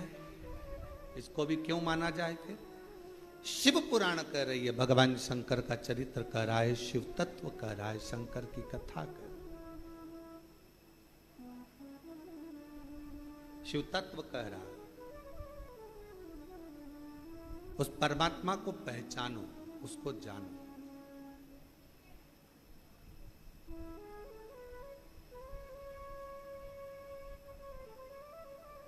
उसको जानना बहुत जरूरी है।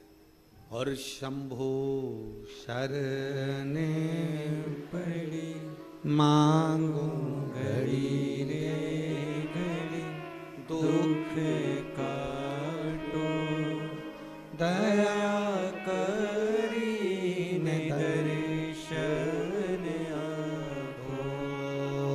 शंभो शरणे पड़ी मांगो घड़ी रे घड़ी, दुख काटो दया करी ने दर्शन आपो। तीन चीजें भगवान शंकर ने हमको कीमती दी है, खुद के लिए दी है। पहले नंबर पर क्या? जम के बोलो, नेत्र। क्या है पहले नंबर पर? नेत्र। दूसरे नंबर पर वाणी, जिह्वा। और तीसरे नंबर पर अपनी श्रवण शक्ति। ये शिव ने दी है स्वयं के लिए। शरीर में सब कुछ कीमती है, पर नासिका कीमती नहीं है।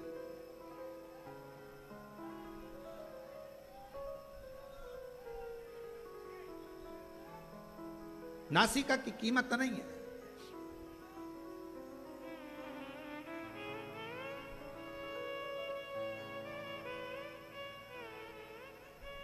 महाराज थोड़ा ध्यान देना।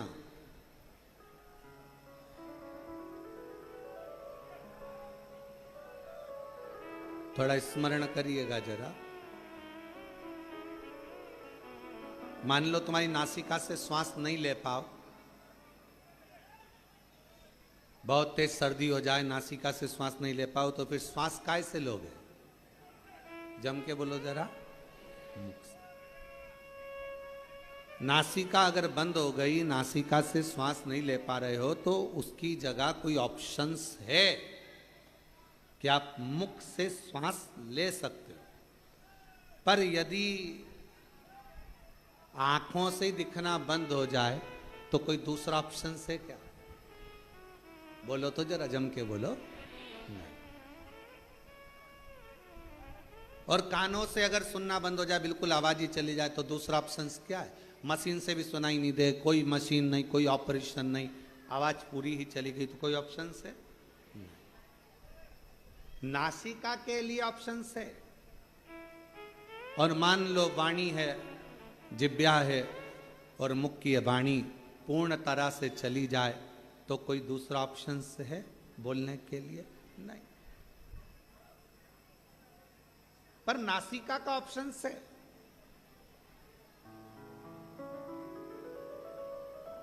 जो अहंकार का प्रतीक होती है ना नाक, लोग कहते हैं भैया हमारी नाक रख लेना भाई, हमारी नाक मत कटवा देना, हमारी नाक मत डुबा देना। नासिका से मतलब होता है अहमता। पुरुष और स्त्री, शंकर पार्वती जी में कई लोग भेद कर कहते हैं कि शंकर भगवान चौसर खेलने बैठे, शंकर भगवान पार्वती जी के साथ में चौसर खेल रहे हैं, शंकर भगवान पार्वती जी के साथ चौसर खेल रहे हैं, और शंकर भगवान हार रहे हैं अपनी पत्नी से, पार्वती जी से। वो तो ओघड़दानी है, वो तो शंभू है, वो तो त्रिकालदर्शी है, वो तो कैलाशी है, वो तो अविनाशी है, वो तो शंकर है, और सारे ब्रह्मांड का रचना करता, सारे ब्रह्मांड का पोषण करता और सारे ब्रह्मांड का संहार करता केवल शिव है। शंकर भगवान अपनी पत्नी से हार गए। अब कौन समझाए कि जिससे प्यार करा जाता है उससे हमेशा हारा ही जाता है। जिससे प्रेम करोगे ना, जिससे प्यार करोगे, उससे हारना अच्छा लगता है। बाप बेटे से जीतना पसंद करेगा कि हारना? जम के बोलो जरा, हारना। और जैसे ही बेटा हारता है, बेटा जीतता है और बाप हारता है, और बेटा खुश होकर बोलता पापा मैंने तुम्हें हरा दिया, मैंने तुम्हें हरा दिया। बाप हार कर भी खुश हो जाता है, मेरा बेटा जीता है। और शिव महापुराण की यह कथा आप सबसे निवेदन है, जितने आस्था चैनल पर सुन रहे हैं, जितने फेसबुक यूट्यूब पर सुन रहे हैं, आप सबसे कहूं आज की ये थोड़ी सी कथा अपनी जिंदगी में उतारना, शंकर जी जैसा गुण लेकर आना। जब घर में पति पत्नी का अगर झगड़ा हो जाए, शंकर जी ने अपनी पार्वती को जिता दिया था, तुम भी अपनी पत्नी को जिता दो।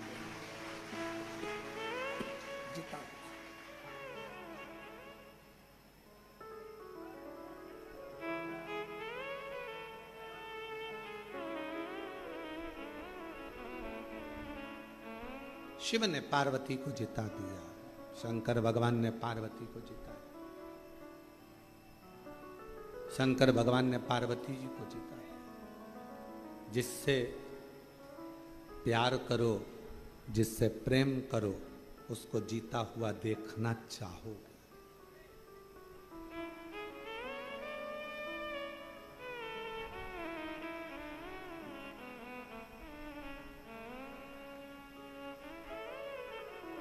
हमको याद है शुरू में हमारा ब्याह हुआ, जब ब्याह होकर धर्म पत्नी जब घर पर आई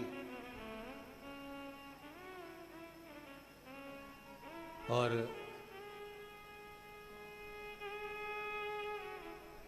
मम्मी ने बोला, माँ ने कि ये चावल की कोठी में डाल देना। अब समझ में आया नहीं, नई थी, चावल को शक्कर की कोठी में डाल दिया, शक्कर की कोठी। अब जब बड़ी भाभी ने कहा कि इसमें से शक्कर निकाल लो, तो शक्कर निकाले तो उसमें चावल शक्कर दोनों मिली हुई आई। अब रात को कमरे में थाली लेकर बैठे और शक्कर और चावल अलग करती रहे। अब हमने पूछा कि ये चावल और शक्कर ये कौन ने मिक्स कर दे दिया तेरे को? हमारी ही गलती थी, शक्कर में चावल डाल दिया, ध्यान नहीं, स्मरण नहीं।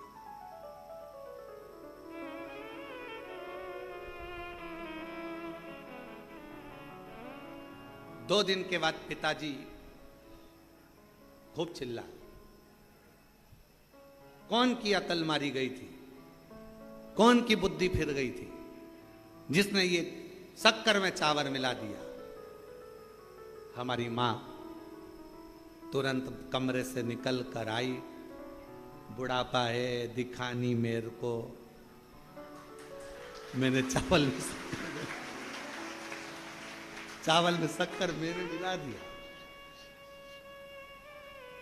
जिससे प्यार होता है ना, उसको जिता दिया जाता है और प्यार में हार महसूस करी ये महसूस होता है।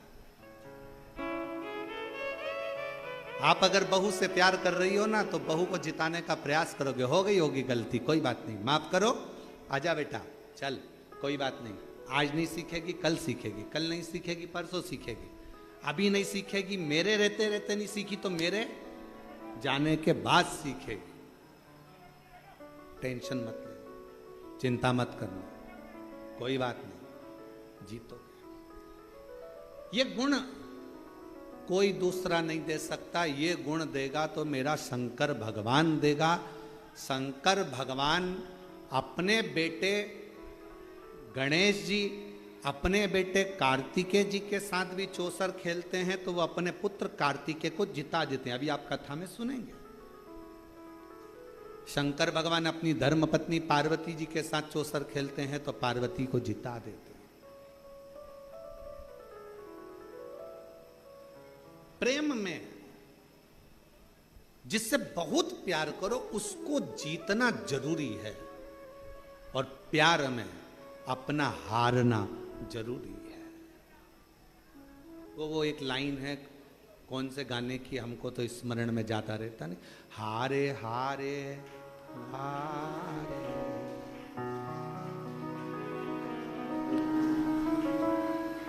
आप लोगों को आता है? थोड़ा सा जरा गाओ तो।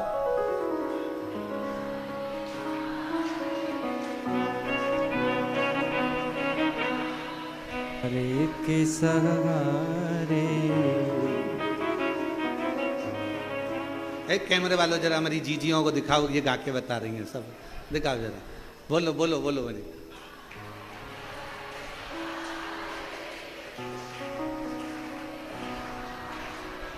बस यही हार स्नेह में, प्रेम में, प्यार में होती। यही तुम्हारा प्यार, तुम्हारा प्रेम, और प्यार प्रेम जीतने के लिए कभी नहीं, हारने के लिए होना चाहिए। कोई बात नहीं,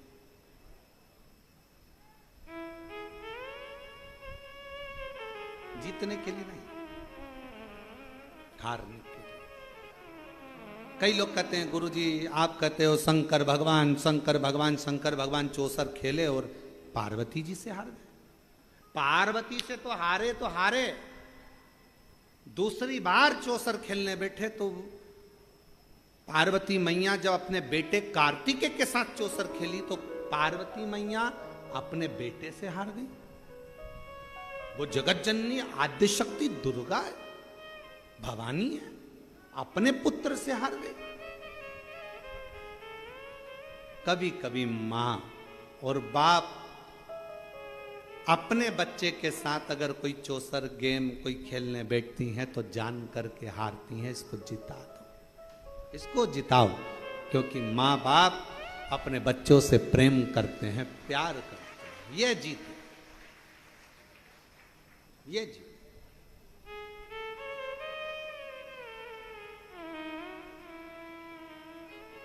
एक प्रसंग याद आ रहा है,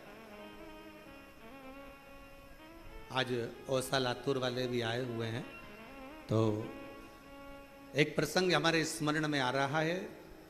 महाराज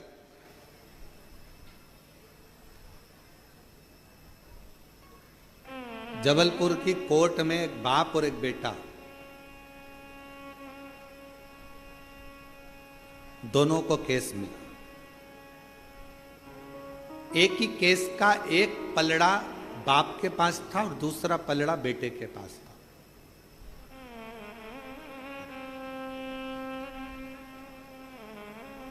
हाई कोर्ट का केस था।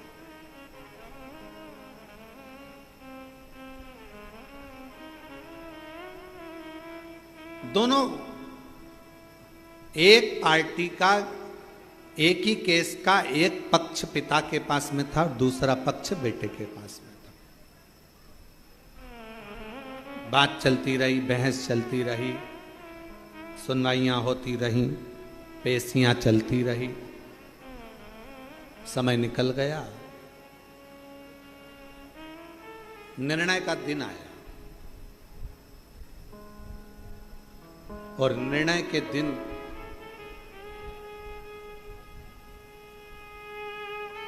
आज पिता उस केस में जीता और बेटा केस में हार। बाप जीत गए।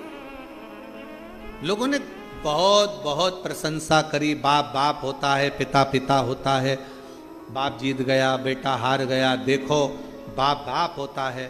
पर बाप धीरे धीरे धीरे धीरे डिप्रेशन में चले गया, चिंता में चले गया। क्यों? क्योंकि इस विजयता में मेरी विजय नहीं, मेरे बेटे की होना थी। क्योंकि अगर वो जीत जाता तो मैं आज खुशियां मनाता, आनंद लेता। वो मेरे सामने हारा, वो मुझसे देखा नहीं गया। और मीडिया कहती है, कई अखबारों में उसको पढ़ा गया था, बहुत पहले का संवाद है, जब हम बहुत छोटे थे उस समय का संवाद है, देखा गया कि वो पिता ने आखिरी में अपने प्राणों को त्याग दिया। उसको कोई बीमारी लग गई और वो बाप अपने प्राणों को त्याग दिया। बाप समाप्त।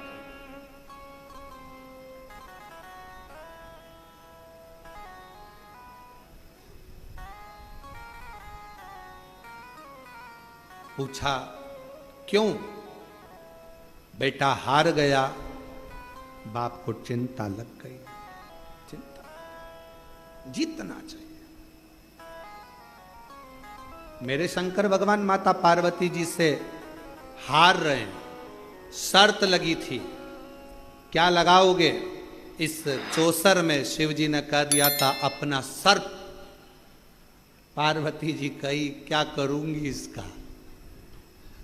शर्त में तो कुछ अच्छी चीज लगाओ जिसको मैं रख सकूं। शंकर भगवान ने कहा अपना डमरू। पार्वती जी बोली वो भी किसी काम का नहीं है। घर में कोई बच्चा ढोलक बजाए ना तो लोग कह देते हैं बहुत अच्छा बजा रहा है।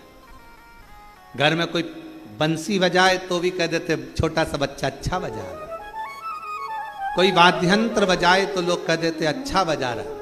और घर में छोटा सा बच्चा और डमरू पकड़ा दो, डम डम डम डम डम डम डम लगा लगा लगा लगा बजाते जा बजाते। आखिरी में घर की मम्मी निकल के आके चुप, पागल हो गया है? सुबह से लेकर शाम तक कौन ने दिया इसको डमरू? और माँ ने डमरू उठा के अलमारी के ऊपर, अब मत देना इसको, सुबह से प्राण खा गया। डम डम डम डम डम डम डम डम डम।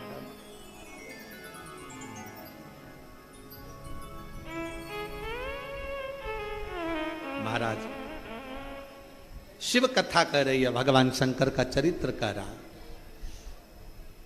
डमरू का करूंगी क्या मैं? इस डमरू का क्या काम है? मुझे इस डमरू से कोई काम ही नहीं। फिर विचार करा कि अब क्या लगाया जाए, तो शंकर भगवान ने कह दिया एक काम करता हूं, मेरे तन पर जो मृग छाला बंधी है, मैं अपने पूरे शरीर का जो वस्त्र है इस चौसर में लगा देता हूं। और भगवान शंकर आज चौसर में हार गए, पार्वती जी जीत गई।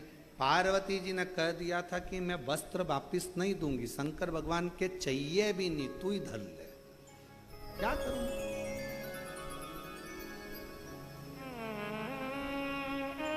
रख ले प्रभा। हारते से ही, जैसे ही हारे, हारते से ही पार्वती जी ने पूरे वस्त्र ले लिए और शंकर भगवान नग्न वेशधारी हो।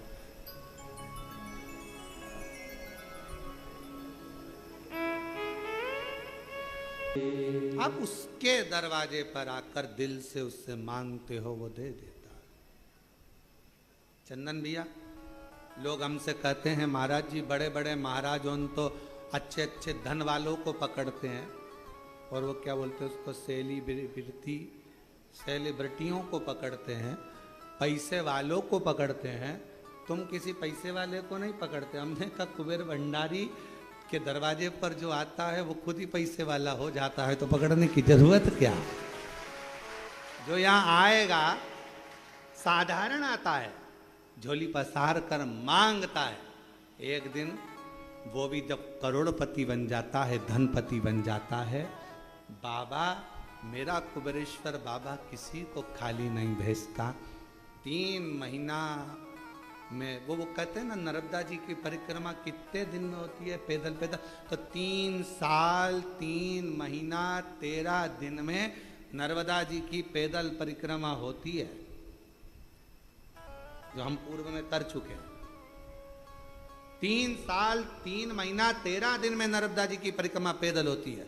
उसी तरह जो कुबेरेश्वर बाबा के इस 12 ज्योतिर्लिंग के मध्य बिंदु कुबेरेश्वर धाम में आता है, सब कुछ भूल जाओ, 3 साल भी भूल जाओ, सब भूलो, केवल 3 महीना।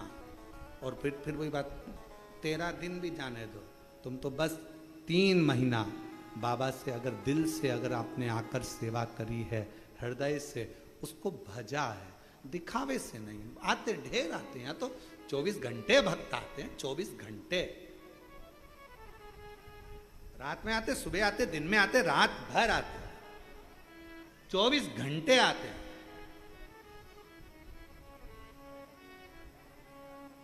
और दरवाजा भी लगाओ तो कहां लगाओ, उधर से घुस जाते हैं, है? सामने से कोई कहीं से, कोई कहीं से। भगत को कहां से रोको। 24 घंटे भक्त आते।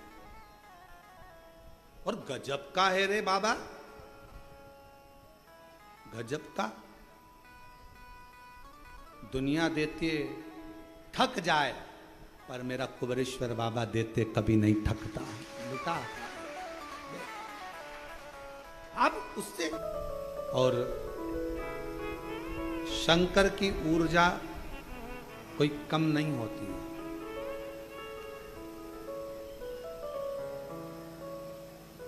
शिव ऊर्जा थोड़ी सी भी कम नहीं होती। एक कथा हमने बहुत पहले श्रवण कराई थी, आपके स्मरण में होगा।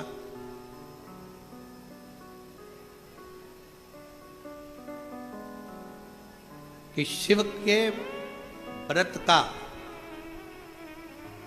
शिव की कथा का, शिव मंदिर जाने वाले की ऊर्जा का गुणगान नारद जी भी कर नहीं पाते, बहुत कठिन।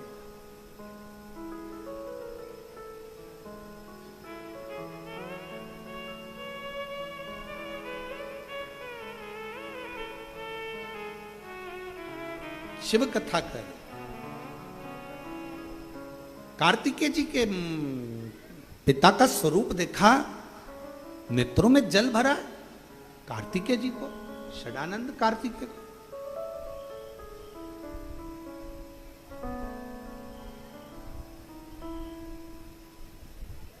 पिताजी आपकी ये दशा कैसे हो गई, कैसे ही आपकी दशा हो गई।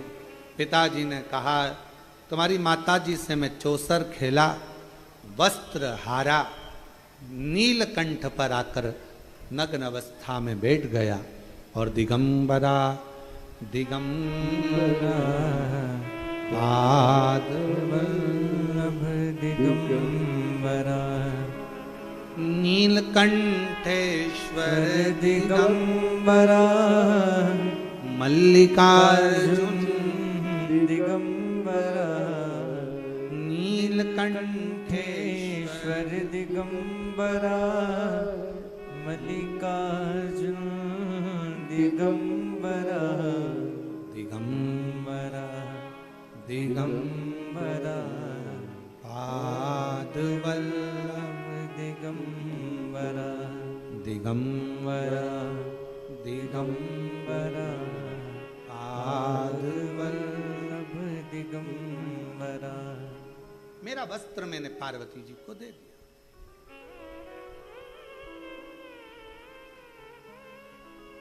मांग लेते आप पिताजी।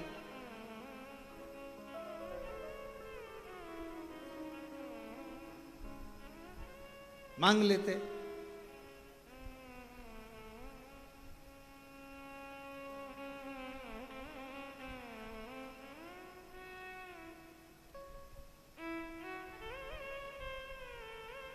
शंकर भगवान बोले क्या मांगू मैं तुम्हारी माता से,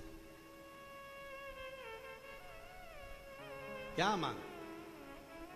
दूल्हा सज धज कर जब लड़की वाले के दरवाजे पर जाता है, लड़की वाला दरवाजे पर दूल्हे को सोने की चैन पिनाता है। बोलो बोलो, सही है कि गलत है?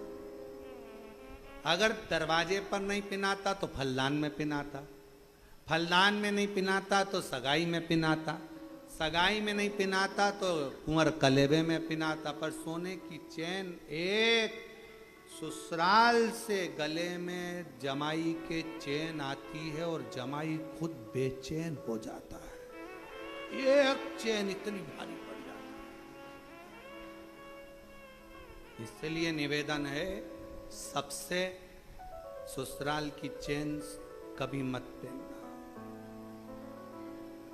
ससुराल वालों से कहो लड़की दीजिए, लड़की को दीजिए, मना नहीं, पर हमको दहेज नहीं चाहिए। आपने अपने कलेजे का टुकड़ा दे दिया, इससे ज्यादा कुछ नहीं, इससे ज्यादा क्या मांगे? आपके कलेजे का टुकड़ा मिल गया, इससे बड़ी दौलत क्या देगा बाप? एक पिता अपनी बेटी को क्या दे सकता?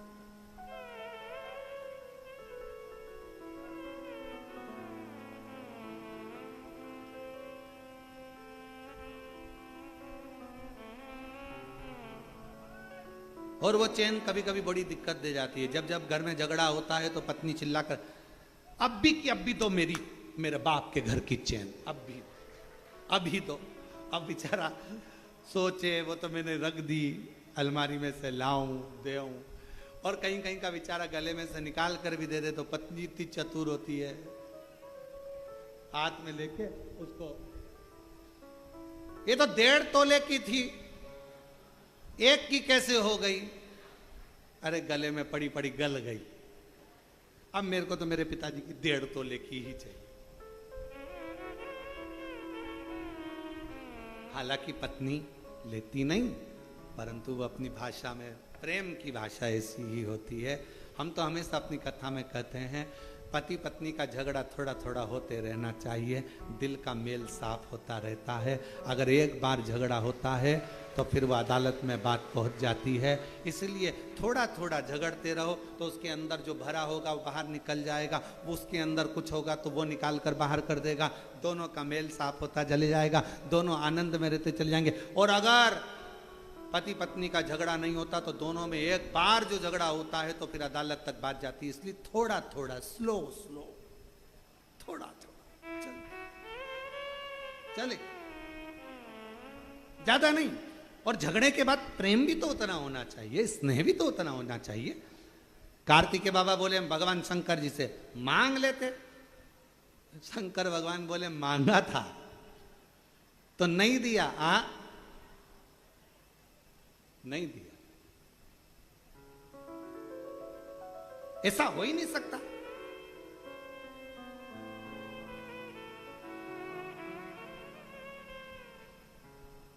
ऐसा हो ही नहीं सकता। कार्तिकेय जी पहुंच गए मां जगत जननी के पास। मैया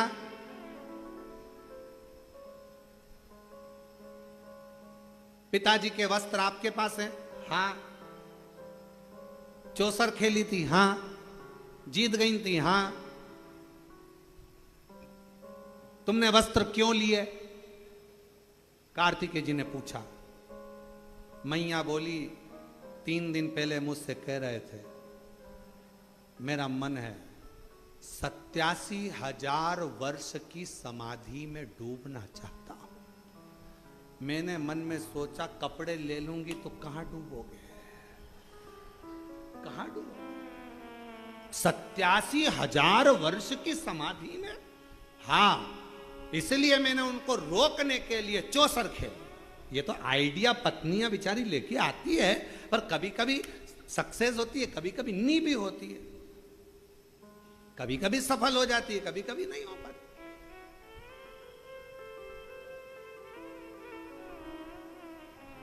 मैंने सोचा कि चौसर खेलूंगी, वस्त्र ले लूंगी, ये जाएंगे नहीं घर छोड़कर। मुझे क्या मालूम था वो तो नग्न वेश में भी चले गए। नग्न वेश तो तुमने कपड़े वापिस कर देती, नहीं करे। मुझे मालूम था ये चले जाएंगे। अगर ये तप करने चले गए 87,000 वर्ष तक, उनकी याद में मैं क्या करती? कम से कम उनके कपड़ों को देखकर, हृदय से लगाकर प्रेम तो कर। ये वात्सल्यता शिव की और पार्वती की है, शंकर पार्वती जी की ये वात्सल्यता।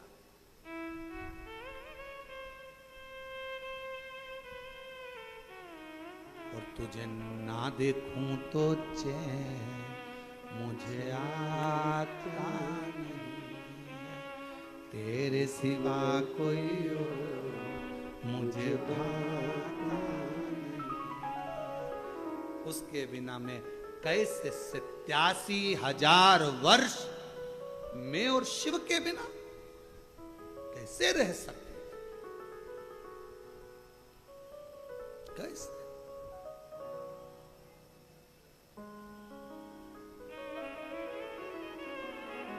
मैंने वस्त्र ले, मां मैं आपके साथ चौसर खेलना चाहता हूं, क्या लगाओगे? मां बोले तू जो बोले। पिताजी के वस्त्र, ठीक है। मां जान गई ये वस्त्र लेकर वहीं जाएगा पिता के पास, ठीक है। मां हार गई, वस्त्र दे दिए। शिव जी के पास लेकर जाते इतनी देर में तो शंकर भगवान गंगा नदी के जल में, गंगा की धार में स्नान तप साधना में डूबे हुए थे। 5 स्त्रियां, लड़कियां शिव जी पर जल डाल रही थी। वापिस आए, पिताजी को देखकर कार्तिकेय जी ने ध्यान की मुद्रा लगा ली, अपने पिता का स्मरण किया। पिता का स्मरण गणेश जी को मालूम पड़ गया, और गणेश जी महाराज को मालूम पड़ा कि पिताजी 5 कोई स्त्रियां हैं, जल क्रीड़ा कर रही हैं। गणेश जी आ गए मैया के पास। मैया, ओ मैया। माता पार्वती जी से कहा पिताजी किन्हीं 5 स्त्रियों के साथ जल क्रीड़ा कर रहे हैं। छोटा था गणेश, और आके मैया से जो कहा तो मैया को क्रोध आ गया। बाल खोले केश, क्रोध में लाल होकर पहुंच गई गंगा के घाट। स्त्रियों को देखकर देने वाली थी श्राप। शंकर भगवान उठकर खड़े होकर बोले रुको पार्वती, ये कोई और कन्या या स्त्री नहीं है जिसको तुम गलत समझ रही हो। ये मेरे तप से शरीर में से जो पसीना निकला वो गंगा के जल से स्पर्श कर गया, जिसके माध्यम से मेरी ये 5 लड़कियों ने जन्म लिया है। मेरी ये 5 बेटियां, जया, विषहरा, शामली, बारी, दौतली, देव, ये मेरी 5 लड़कियां जन्म, 5 बेटियों का जन्म हुआ। और चोक पुरा माटी रंगावो, आज मेरे पिया घरे आए। चोक पुरावो, माटी रंगावो, आज मेरे पिया घरे आए। तेरी सखी भगवान शिव का आगमन समझाना, बताना, बोल।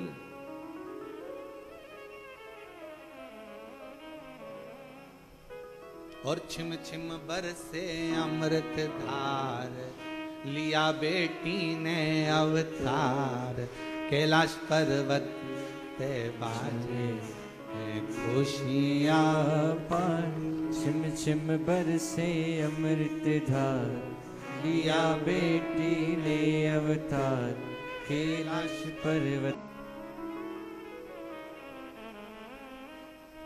शिव जी ने पार्वती को रोका, श्राप मत दीजिए।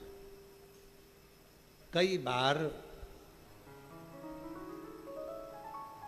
हम गलत सोच लेते हैं,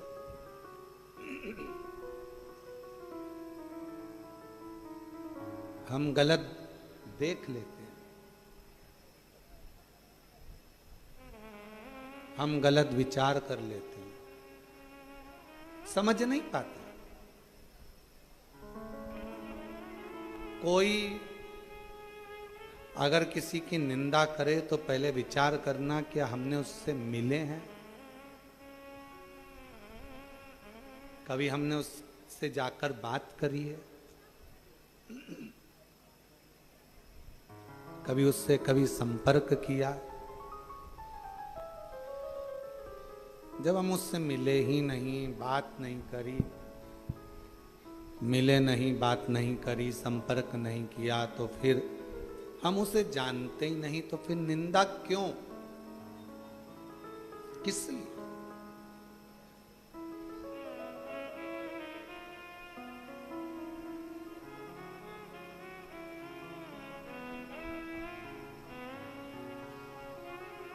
कई माताएं कह देती है मेरी बहू को उसकी मां सिखा रही है।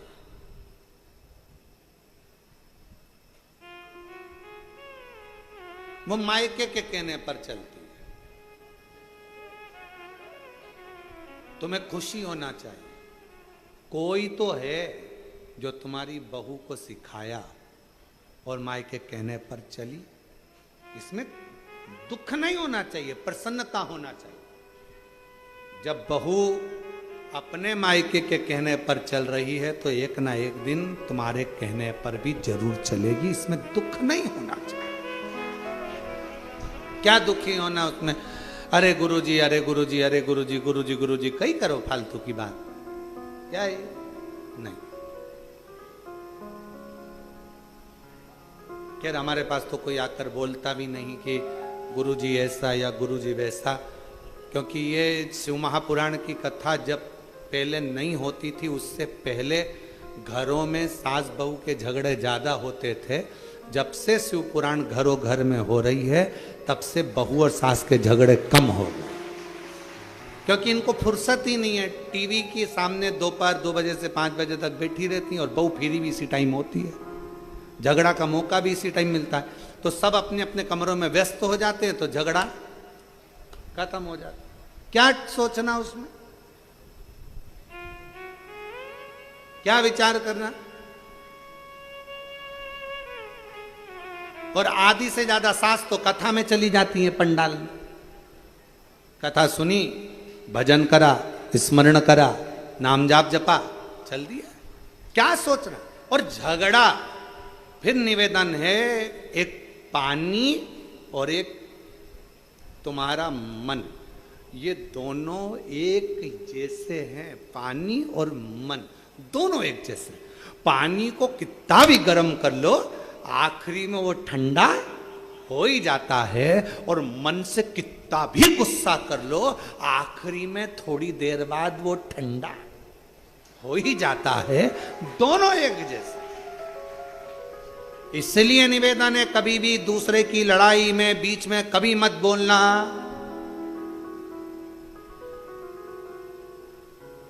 एक बार राजा क्षुभ की लड़ाई में, दुर्वासा बाबा की लड़ाई के अंतर्गत एक बार लड़ाई में भगवान विष्णु बोल लिए थे, उनको शंकर भगवान के गणों के द्वारा हारना पड़ा था। कभी मत बोलो। थोड़ी देर का झगड़ा होता है, लड़ाई होती है, गुस्सा होता है, क्रोध आया, क्रोध आने के बाद थोड़ी देर बाद एकदम शांत। अभी हम देख रहे थे सुबेरे सुबेरे, सुबेरे यहां से लेके वहां तक भोजन की लाइन लगी थी, खूब लंबी लाइन, लोग इधर उधर उधर उधर उधर। अच्छा, एक के पीछे एक लग जाओ, आराम से जाओ, आराम से पाओ, हॉल भी बड़ा है, आराम से भोजन मिल रहा है। और आज भी प्रसाद में मीठा दलिया था, मीठी थुली थी, इसके बाद में मिक्सचर था, रोटी थी, खिचड़ी थी, सब्जी थी, सब अच्छे से पाओ, अपना आनंद पाओ।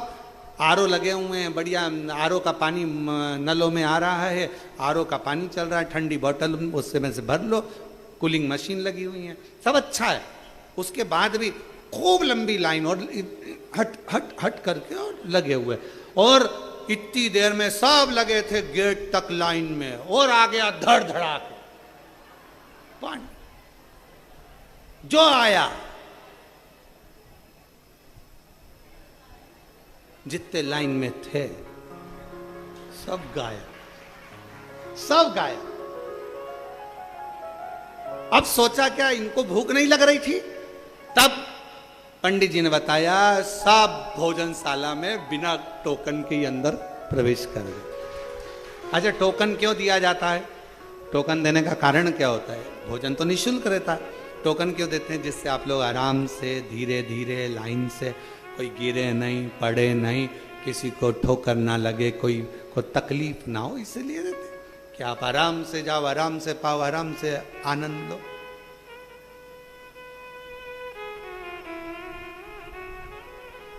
तो मन में आया, वारे भोले बाबा तूने गजब करा, आज भीड़ हो भी ज्यादा गई थी और लोग इधर उधर कर रहे थे, तूने गजब समय देखा। तो प्रभु ऐसी कृपा, जब रोज लाइन लगा करे, थोड़ी कृपा कर दिया कर तो ये सीधे अंदर चले जाए, प्रसाद पाए, भजन गाए।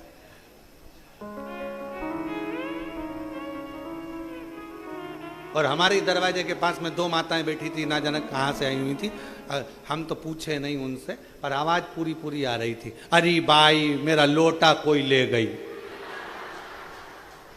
अरे भाई मेरा लोटा गया, अरे अच्छा हुआ लोटा गया, दिल यहीं रह गया। अच्छा बोल।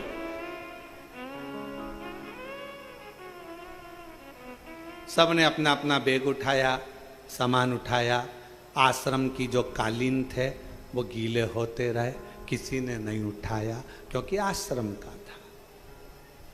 अंदर गीले हो रहे, कौन उठाए? अपना है क्या? बस इसी सब भेद अपने को हटाना है। सबसे पहले अपने बाप का घर देखना है, उसको संभालना है, उसको समझो। फिर मैं निवेदन करूं आप लोगों से, शिव जी के मंदिर में कभी भी आप अपने आसपास के मंदिर में जाओ, वहां दिल लेकर जाओ, दिखावे का नहीं, दिखावा थोड़े क्षण का नहीं करना है, दिल दिल। ये पत्र जितने आते हैं ये सब दिल के। एक और पत्र अच्छा है, पढ़ो, सुन लो।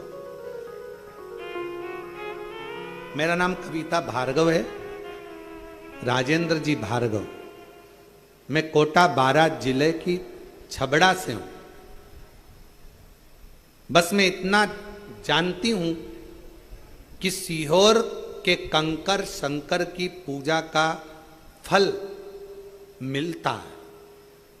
मेरे बच्चे भगवान को नहीं मानते थे। जब मैंने अपने बेटे सौरभ को शहद वाला उपाय करने को बोला, मेरा बेटा सरकारी नौकरी के चयन के लिए कई वर्षों से लगा था, उसका नहीं हो रहा था। मैंने अपने बेटे से बोला कि एक बार तू शहद का प्रयोग कर, शिवजी के मंदिर में जा, झाड़ू पोछा कर, सेवा कर। मेरा बेटा भी अब शंकर को मानने लगा, क्योंकि इतने सालों से बेटे की सरकारी नौकरी नहीं लगी। शिव जी की प्रार्थना कर कर आज मेरा बेटा CHO नर्सिंग ऑफिसर के पद पर सरकारी नौकरी नियुक्त हो गई। मैं बाबा को यहाँ प्रणाम करने आई हूँ, नमन करने आई हूँ। कहीं बैठी हो तो आ सकते। एक पत्र और अच्छा है, देखिए। मेरा नाम प्रिया श्रीवास्तव है। मैं जिला जबलपुर, तहसील सीहोरा, जबलपुर के पास में भी एक सीहोरा है। जब नया नया लोग सीहोर सर्च करते थे तो यहां आने की जगह जबलपुर सीहोरा चले जाते थे। कोई बात नहीं, दादा सोए जा घर, पांव पसारे वाह घर। ठीक है। मेरे पिताजी और मेरे भाई कहीं बैठी हो तो आ सकती हैं। तहसील सिहोरा की रहने वाली हूं। मेरे पिताजी और मेरे भाई दोनों कोरोना काल में शांत हो गए। मेरे पिताजी भी चले गए, मेरा भाई भी चले गए। उनके जाने के बाद लोगों का बर्ताव बहुत बुरा था। हम माँ बेटी के साथ गुरुजी, मैं और मेरी माँ किराए के मकान में रहती। गुरुजी किराए के मकान में रहते हुए भी बहुत सी बातें सुनना पड़ती। गुरुजी पिता जी सरकारी नौकरी में थे। 2016 में उन्होंने एक प्लाट खरीद लिया था जो पड़ा हुआ था, फिर वो रिटायरमेंट हो गए और चले गए। गुरुदेव भाई भी चले गया, पिता भी चले गए, दोनों माँ बेटी कैसे जीवन जी, बहुत तकलीफ में थे।